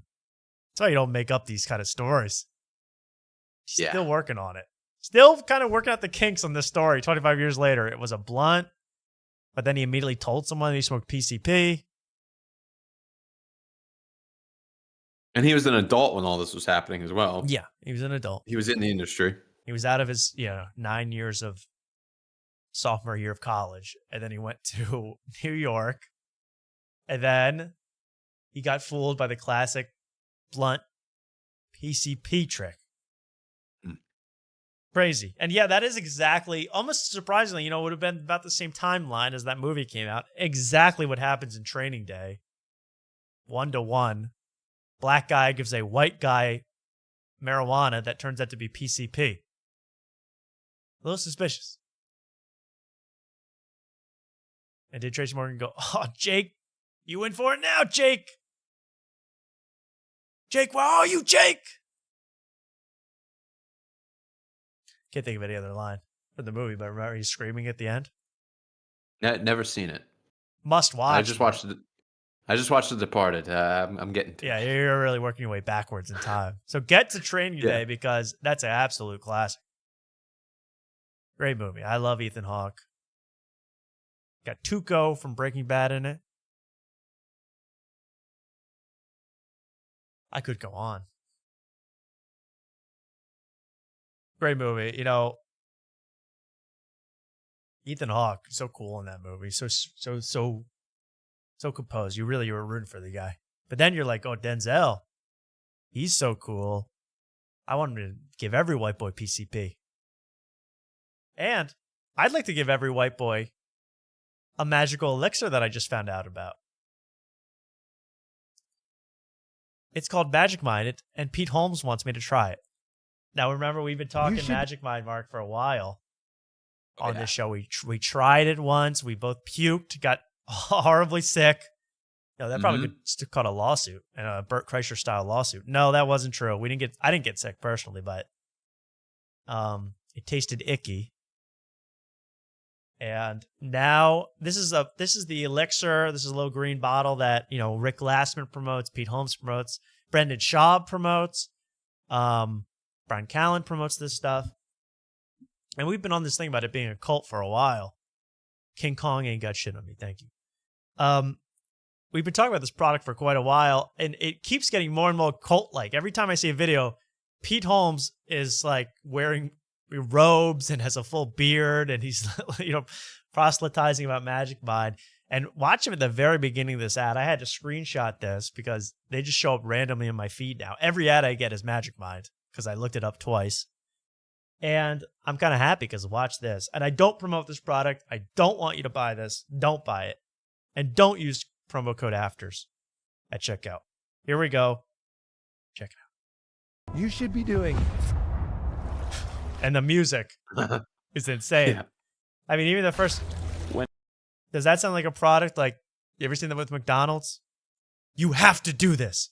You must eat here. You should be doing. When I need it, I need it. It's the greatest discovery by far. The greatest product discovery in the past. That's like, by the way, that's like the guy that invented Magic Mind. This guy looked this guy up. Even he's like, all right, calm down, Pete. I don't know if it's the greatest thing to ever been created. I need it. It's the greatest discovery by far. The greatest product discovery in the past 10 years. No number two. It's not like Adderall where you get an addiction. It's just Sorry, like, sorry, I need Jonas this because Salk. I'm a better person. Yeah, right. Penicillin. mRNA, dare I say, nothing compares. And look at these screenshots of Pete Holmes. I mean, really, he goes into a manic state when he talks Magic Mind. You'll never see a guy do it like him.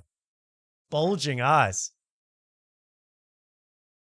Yeah, well, so I think this popped up on my feed and I sent it to you. Yeah. And I made a point to like, oh, you got to like screen record this because the last time I sent you one, they like changed the ad because it's so ridiculous. Like they had one where it was Brendan Schaub saying it replaced like therapy for him. Yeah. So it's like, I think they put it out for a little and like, okay, that's too crazy. Like, I don't even think they like really like go through these. It's just like, say something really over the top positive about it. And then like after a few days, they're like, all right, maybe that's a little too crazy. We'll tone it back. And then they change the ad. People even believe because it's like Pete Holmes going, you cannot live without this product. You will die if you don't drink this. You know, he's getting to the point of you're a fanatic. Let's keep watching.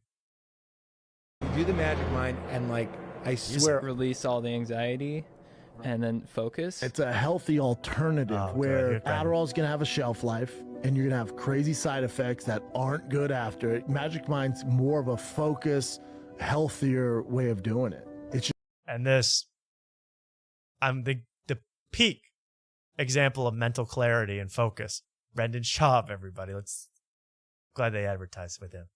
They have a tobacco alternative advertised in the back with the Surgeon General warning underneath. Everything else he's putting in his spot. Right. It's like a non-FDA approved nicotine injection, basically. And he's like, but then I got to get my head clear. Just is. Yeah. It's not just energy. It's like this sort and his hair gets crazier every time, Pete Holmes. I mean, he gets more and more like incensed about this product. It's energy. It's like this sort of mood. Oh, he goes cross-eyed right there. He does. I was watching it. Look at this. He goes cross-eyed talking Magic Mind. I'm saying this is like actually a problem. And every time Pete Holmes is advertising this on his show, he goes, you should see my desk. There's 25 bottles on it right now, empty. I mean, I've been drinking this stuff all day. It's really been helping me work. It's helping me live my life. My family is left, but I've never got more work done in my life. You know, that's really how he goes about this. It's like quite the product. Look at his cross-eyes. This sort of mood elevating brain. Oh my God. Brain nourishing zone drink. The scary sight. It is sort of like the drug in Limitless, someone says. Exactly. Bradley Cooper. With this disgusting green drink, I can become CEO. Nourishing zone drink. If I have a magic. I don't want the drink to be a zone. What the hell is that? It's a zone. Magic Mind, I'm kind of like more zenned out. I can see when it kicks in. I don't have crazy energy. It's not like I'm not tired, but at least I can focus and be present. Just drink it. Shut up and drink it. I love every time anyone else talks about it, it's like almost normal. They're like, yeah, it really does help and puts me in a good state of mind. Drink it. It's not much subtlety with Pete Holmes. It's like, drink this or die. Jeff I would love to know how much he gets. Oh yeah, I would love to know how much he gets paid for these ads. Pete Holmes. Yeah, I know. I need to know. I mean, he's invested in the company too. He owns part of the company, so it's all a big. Okay. This is all going to come out one day, and we're going to look like heroes. Jeff Dieball, would you drink Magic Mind? Yeah, maybe don't have your penis out. Okay. Thank you, Jeff Dieball, for that one. He's a good Jeff Dieball. This is Jeff Dieball, really. Gonna last till the end of time. I could feel it. Magic Jeff Dieball. Should we watch one more ad, Mark? One more podcast ad while we're here? I love ads. I love ads. I know, I'm telling you, ads are my favorites. And ads the new podcast. yeah, really. I really cut out the podcast, leave the ads, leave the plugs. And here's one. We're gonna watch two things. I forgot we got to watch that from Flagrant with Akash Singh and Andrew Schulz. You know, maybe it helps a little bit. Andrew Schulz. This is an old one. This was recorded a long time ago. Banked for a while. Andrew Schulz has not been in America for some time. He's filming the Street Fighter movie, and he's playing Chun-Li. So he's out, but Akash is in, and Akash does the ad reads now. And listen to how, Akash Singh, the co-host of this show, Flagrant, listen to this ad read for Blue Chew. Kind of disturbed me, actually. Blue Chew's the ED pill. In case we're ever on at the same time as the NFL. It's for ED. We don't say anything else. Oh, wow. The title of this is Danger of Cold Plunge? Yeah, Danger of Cold Plunge. Don't send this to the Bathhouse Gang in Austin. Jimmy Dangers of the cold. That's what I always hear. The cold plunge is actually horrible for you. You go, especially like, Joe Rogan's like, I work out, then I jump in the cold plunge. That's like destroys your muscles. Puts them in a deep freeze. I mean, you put yourself in you put yourself in a Ted Williams head situation as soon as you work out. I don't think that's smart. Cryogenics. I'm not sure if it really helps a ton. All right, guys, you see the blue light, so I got to talk to the noodle dicks out there, like myself, maybe. Who knows? I don't know. No shame. I mean, this is so shameless. This is so disgusting. I love this stuff. This is so good. Blue Chew. Blue Chew. Should be embarrassed. The blue light, so I got to talk to the noodle dicks out there, like myself, maybe. Who knows? I don't know, because I've been taking Blue Chew. I've been chewing it up, and that shit is performance enhancing in the most important realm of performance. Guys, if you have a lady you need to impress, maybe it's your wife, maybe it's a girl that you're just going on a couple of dates with and you're trying to get her to stay, then you need to pop yourself a Blue Chew. Now, it's not long till Pete Holmes starts telling you that, Magic Mind, that's going to put you to full mast. It's not long until he starts selling that dream too. Yeah. I could feel it. Makes your woman fertile, makes you fully messed up. Cures most forms of cancer. I mean, this is a great product. You all got to be into Magic Mind.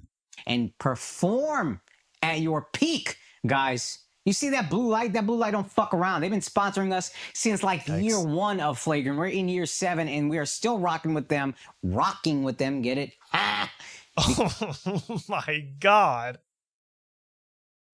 Mark, these people, what is going on in the podcasting space? It's like Yin Yang Twins. We whisper in your ear. Wait till you see my noodle dick. Okay. Yin Yang Twins reference. You see that blue light? That blue light don't fuck around. They've been sponsoring us since year 1 of Flagrant. We're in year 7 and we are still rocking with them. Get it? Oh my God. Is your Akash, has your penis been soft for 7 straight years? Because I think that's beyond Blue Chew at this point. Is that the problem? I mean, 7 years, guys. Give it up. I don't think you should take Blue Chew for 7 hours. 7 years. Good Lord. 7 years of noodle. 7 years. It's the year of the noodle, dude. So Akash is really acting weird on that show now. I don't know about Akash. Akash is taking over because Andrew Schulz is away filming his movie, but don't worry, Andrew Schulz is still producing what we all fell in love with Andrew Schulz for. You know, the talking into the camera monologues that Andrew Schulz does so well. Here's Andrew Schulz with his new one. Did you see this, Mark? It's all about Charlie Kirk and all that. Have you watched this? Yes, I have watched this. Wow, and I even left a comment. I didn't even realize that. I left a comment on this. And let's take a look. This is Andrew Schulz. Charlie Kirk and Jimmy Kimmel prove America is broken. And I don't like to be mean in these comments. The only thing I said was, I made myself laugh. Waffle knit wisdom, because he's wearing a big old heavy looking waffle knit button down. So I had to call him out. 1 like from a porn account, a porn bot. Thank you. Hello, everybody. Now, before we begin, let me just address this horrible ponytail. It is for a movie I'm filming. I've been called many things. Chris Anal, Sri Lankan short order cook. I look like I should be tying a woman to the train tracks. These are offensive. They hurt my feelings. But you should be allowed to say them. And that gets into this conversation. Last week, Charlie Kirk's tragic... So you got to... I mean, did everyone forget what these are like? These are rapid fire jokes, puns, every single second to the point where you're just overwhelmed. Yeah. And half of them I feel like don't even make sense. No, they don't really make Yeah. Sri Lankan short order cook. Okay. But this gets, I mean, I'm always shocked at how popular these are. People must really like this stuff, but to me, it's like exhausting. It's really hard to get through. death. Yeah. Exposed that our No offense to Andrew Schulz. I'd love to have you on the show. political values have eroded faster than Kash Patel's interest in the Epstein list. The discourse between right and left is officially just beat the other side, even if it means becoming exactly what you hate. It started with the left's reaction to Charlie's assassination. Surely people on the left that have constantly been reminding us of the dangers of fascism. There's his hands. Dangers of fascism.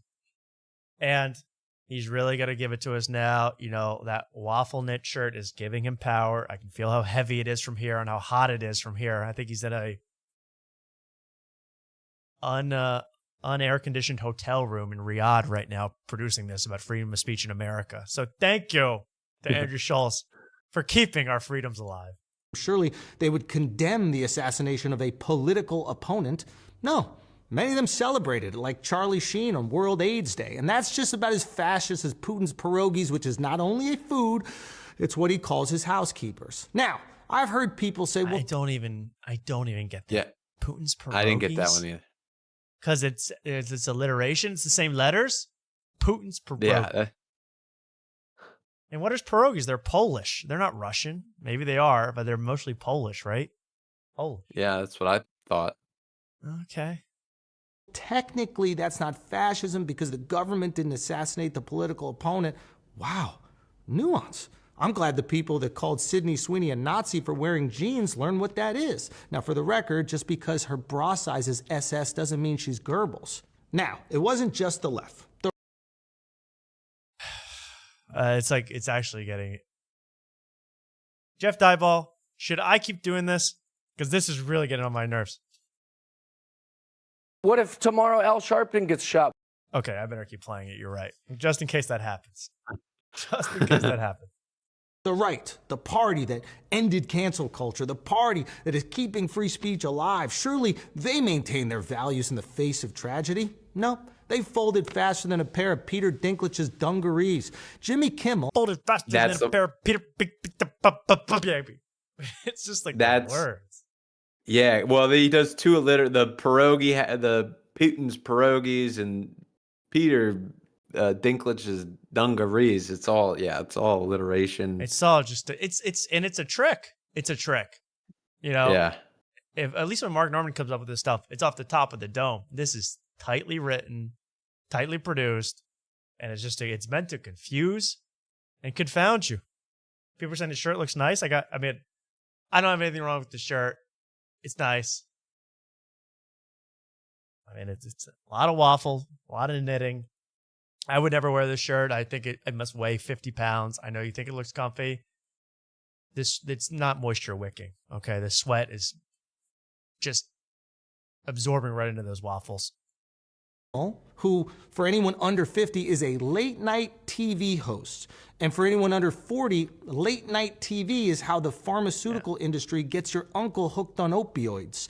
And for anyone under 30, TV is like TikTok, but your phone is sideways and not controlled by Bamboo Babe Ruth. Anyway. Yeah, that's What is another that? one. That's a, Me. Yeah, these jokes upset me because it's like I don't. They do make me upset. Yeah, they make me upset. And I'm not gonna. I don't like to take down other people for the comedy piece by piece, except if it's Andrew Schulz. Please, bro, enough with this.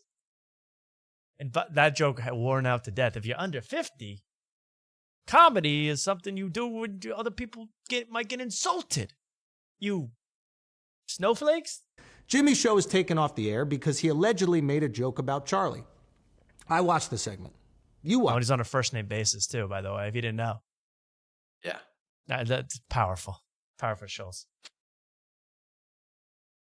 No stopping. And I heard about Charlie, and then Jimmy told me that Donald was coming with LeBron, and Drake showed up. It's all first name basis. Charlie. You were buddies with Charlie? Let's see the proof. Did you ever smoke PCP with him too? Watch the segment. He did not make a joke about Charlie at all. The joke was about Trump and one of his reactions to Charlie's death, which was ridiculous. He started talking about White House renovations, which, if he hadn't kicked out all the Mexicans, would have been done by now. Now, Nope. Again.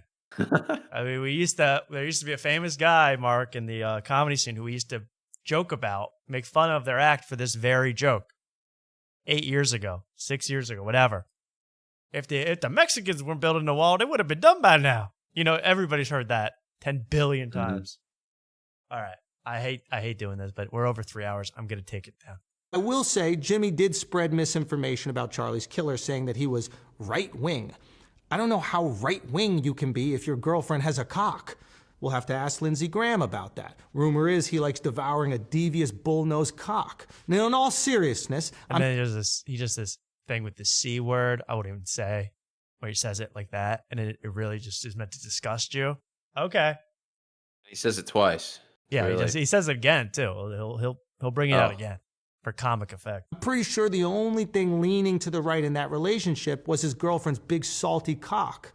But furthermore, if spreading misinformation is worthy of cancellation, then just get rid of the internet right now. Personally, I think it's a violation of free speech and incredibly corny to hire a comedian and fire them for jokes no matter which side of the aisle those jokes land on. There is always going to be someone offended by a joke. Half the population is female. And if you got offended by that, you're proving my point.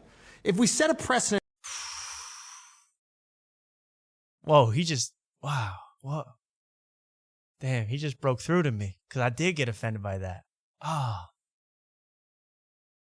I thought he was going to say, and if you fell for that, I mean, if you got offended by that, you have a vagina. You're a woman. No, it's just, you proved my point. Don't get offended. That we silence comedians when people are offended, there will be no comedy at all, and my feet are not nice enough to start an OnlyFans. But let's say that you disagree. ABC is a private company. They should be able to hire and fire as they choose. I've heard people say freedom of speech isn't freedom of consequence. He's in Saudi Arabia now with 2 Indonesian slaves massaging his feet during the recording of this video. So take that all into account while he's telling us about America and how it should work.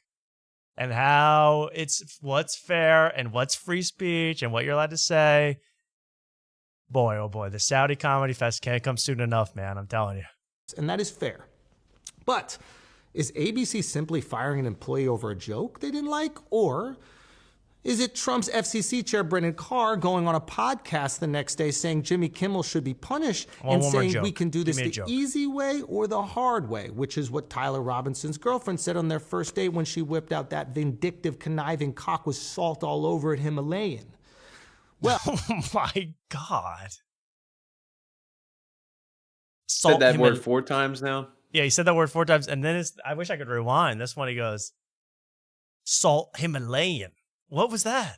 That was just to add like a word that would be. It's not a joke. It's a word. Just a different type of salt, which you said salt multiple times too.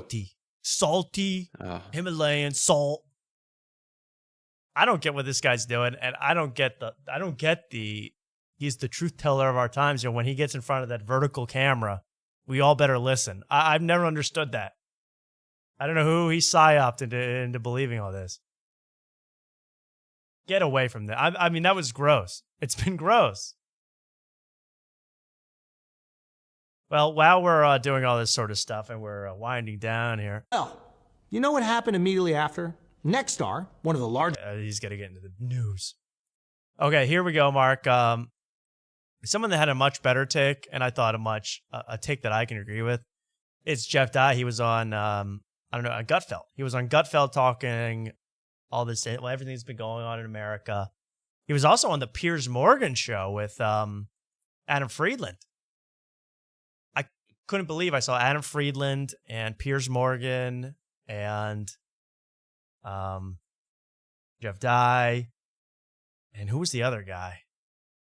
Jimmy something. Timpf. And then there was... Tim Pool. Tim Pool, of course, being Mr. Beanie. And then there was another guy who was a comedian. He was so annoying.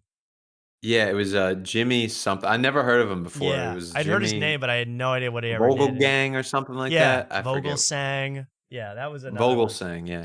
Yeah. That was well. Anyway, that was Jeff Dye. He did well in that. I had nothing to say about that. It was just funny to see him on that show.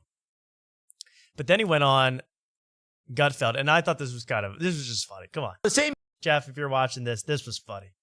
media that spent years dehumanizing Trump and his supporters finally find their empathy. Surprise, it's for the shooter. I don't know what their goal was, but it wasn't the right week for it. We need to have like a conversation about just... And Jeff's got a really square jaw here. Yeah. I never saw that. But here he goes. I don't even know, this could be an old one, but I think he goes into words and violence. What are you allowed to say?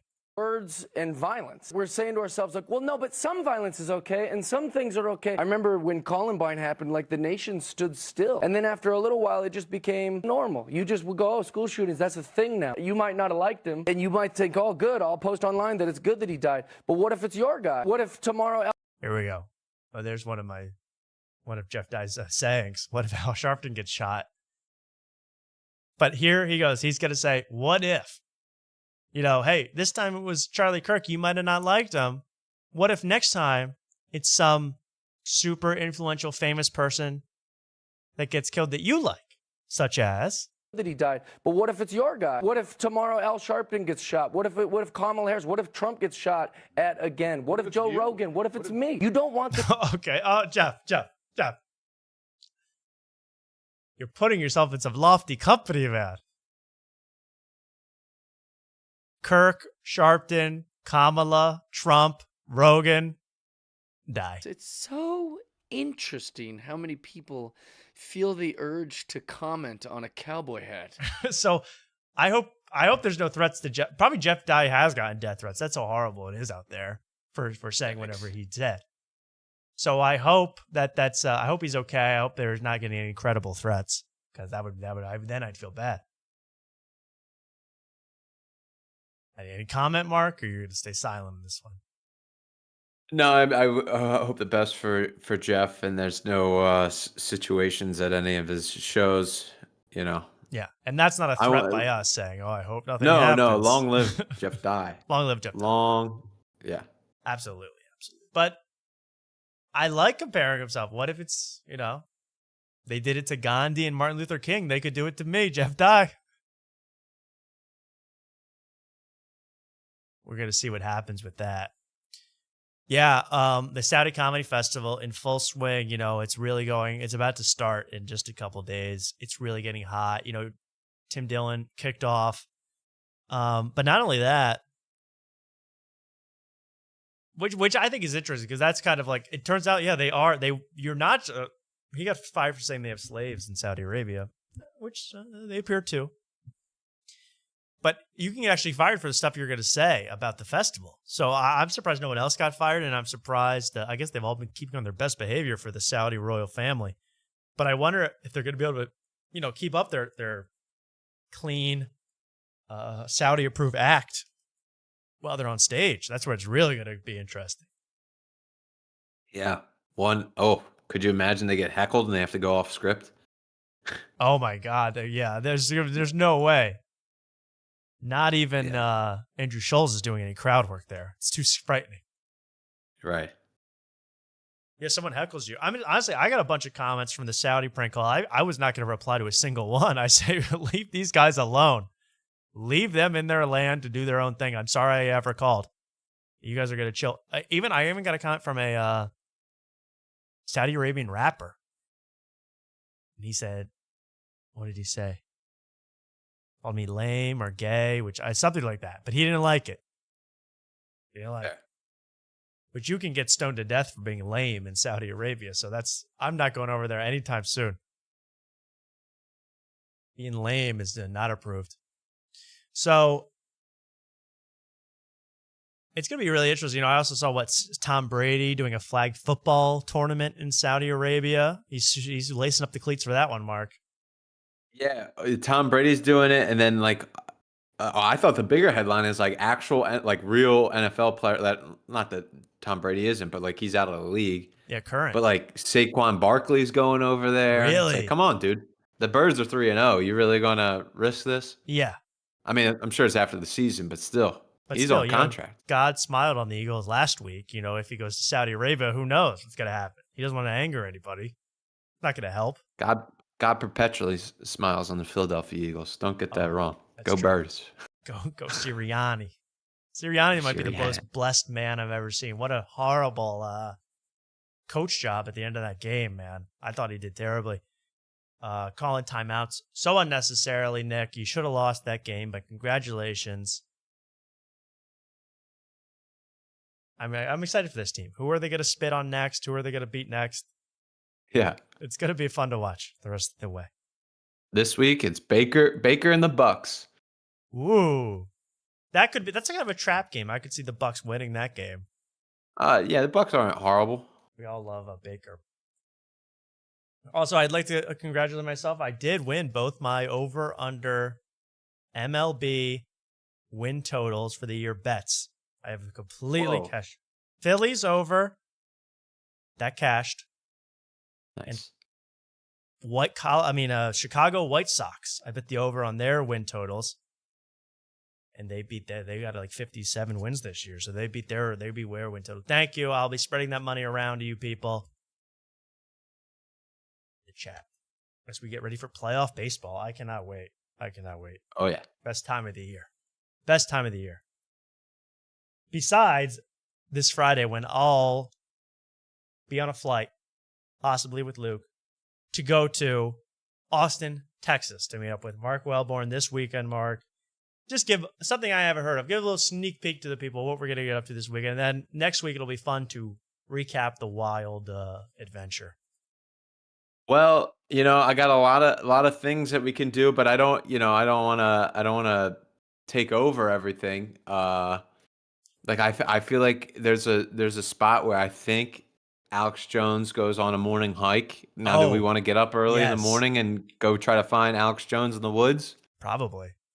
I don't know. That'd be kind of fun. I want to see the guy. I don't need to even talk to him. He's like Bigfoot. No. You don't even need to talk to him, but I do want to see him. I want to, something like that. Again, I'm call me, a total beggar for fame. I want to see these famous people. I don't need to talk to them. I just want to see them. I want to know they exist. Right. Whoever it is. Alex Jones, whether it's Alex Jones or Mike Rainey. I want to see them. Right. Okay, good. Well, that'll be great, Mark. Anything else you want to reveal now, or should we just wait? We could wait. I still haven't even blown up that air mat. I've had that air mattress for 2 years now. I haven't even blown it up, so that'll be a fun crapshoot. That'll be fun. Why don't we Yeah, do it that'll be together as a fun. family when I get there? Right. Yeah. Yeah. We'll take turns blowing. Well, it's battery operated. Oh, You don't. not too bad. Yeah. Okay, well, it's going to be a very fun trip. I cannot wait, Mark. I'll be there. I don't even know what time I land, but sometime in the afternoon on Friday. If you're around, if you happen to be in Austin, Texas, you want to say, hey, I want to see the After Night crew in person. DM Mark. He'll meet you on the Rainy Street Bridge or something. We'll make something work, right? We'll go to a Scream Fest or something. Yeah. Also, I'm so pissed because I'm this much of a nerd that one of my favorite bands of all time, Pavement, the band Pavement, 90s alt-rock band Pavement, is playing. They don't perform very often. They're playing in Austin on Sunday, and I during the day, but I'll be gone. I would have paid $100 to see these guys. You gotta love Pavement, folks. If you don't love Pavement, you're not a white nerd like me. That's just that simple. You should push back you should try to rebook your flight home. I mean, you Should. could see Pavement and Feeney. Whoa. And at that point, you might as well stay for Kiltony. That's a PNF double, man. I've been dying for maybe I could have Pavement with Feeney. He's got to be a white nerd into Pavement too. So I might, you know what? Then I'm supposed to come back and go to my mom's birthday party. Hopefully mom's not watching this. I'd rather see Pavement, Mom. I'd rather see, and I'll see my mom the next day. I love my mom. I'd rather see Feeney than go to a party. I'd rather see Feeney in the flesh. Your mom's having birthday party? I just sent my mom a card. My That's mom how we do. loves her some birthday, man.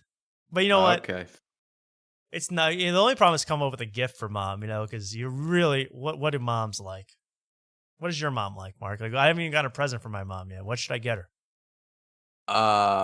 Your what's that called? Your I'm blanking on the word. Your unconditional love. That's what. Yeah, I gave that last year, so I can't really do it again. But okay. No, I'll I don't give know her what- mine. Oh, okay, I'll give her a buck. Hey, wait a second, pal.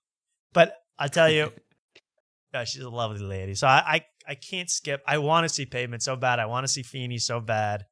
But we'll see. I guess they'll be around another time. Well, I want to thank our guest tonight, Mark Pugh. I really enjoyed the interview and seemed like quite a nice guy, funny guy. So we hope to hear from him again. We're glad to have him on and have an ally in Shreveport. Mark, did you finish your 2 beers in protest of We Might Be Drunk and their policy of not drinking? Oh, he's finishing now. Mark. Nice. Yes, I did. There we And go. I didn't burp once on the mic. Also, take that, and this is what I mean. Norman. This show is so classy. We don't talk about Indian people, or we don't burp in the mic. There's no feet. I mean, just that alone, we're in the top 0.1% of shows on the planet. For that, drop the Venmo. I'll send you ticket money. Oh, thanks, man. No, I'm good. You guys are very generous or trying to scam me. I'm not sure which, but I appreciate it either way. Thank you very much. I know the old I'll send you money, and then you hit the request button instead. I got fooled by that by plenty of fans before. So thank you so much for watching, Mark. Anything else you want to say as we head out here?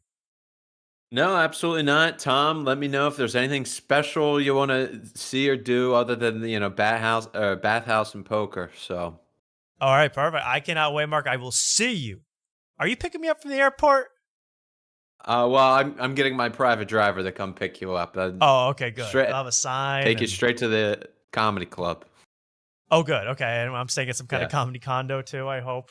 Yes, I want to live the yes. road life. No, we'll figure it out off air, but I cannot wait to come to Austin. It's a long time coming. Mark said it would never happen.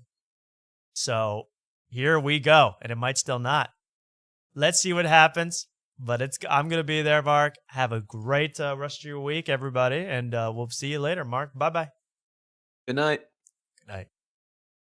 I wonder if Tommy looked at any of our houses in Google Maps. Yeah, a lot of people who, by the way, we're still giving away stickers if you go to the Instagram after tonight's show, or you go to the Discord. We have a link of how to get After Night stickers for free. It's our sticker giveaway, limited supply. And I thought about, everyone gave me their addresses. It's a violation, I wouldn't do that to people. Did I sign you up? I didn't look up any of your homes. I didn't look up any of the places you live, whether they're mansions or squalor. I didn't find out. And I'll say, though, I did sign you guys up for also the Magic Mind mailing list. I hope that's okay. They send about a letter a day telling you about how you could change your life. But I didn't look up anybody's place. Everybody stay out of each other's business. That's what really life's all about there.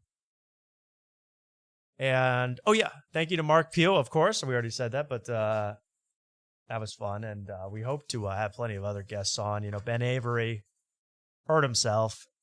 Not doing too well right now. I'm trying to not annoy him. So we'll see if we can get him on as closely as possible, as soon as possible to right now. I Google everybody's house. Well, don't Google mine. There's nothing to be impressed by. Let's listen to some music to get us out of here. I thought I had one other thing to say. Hey, if you like the show tonight, be sure to like, comment, and subscribe.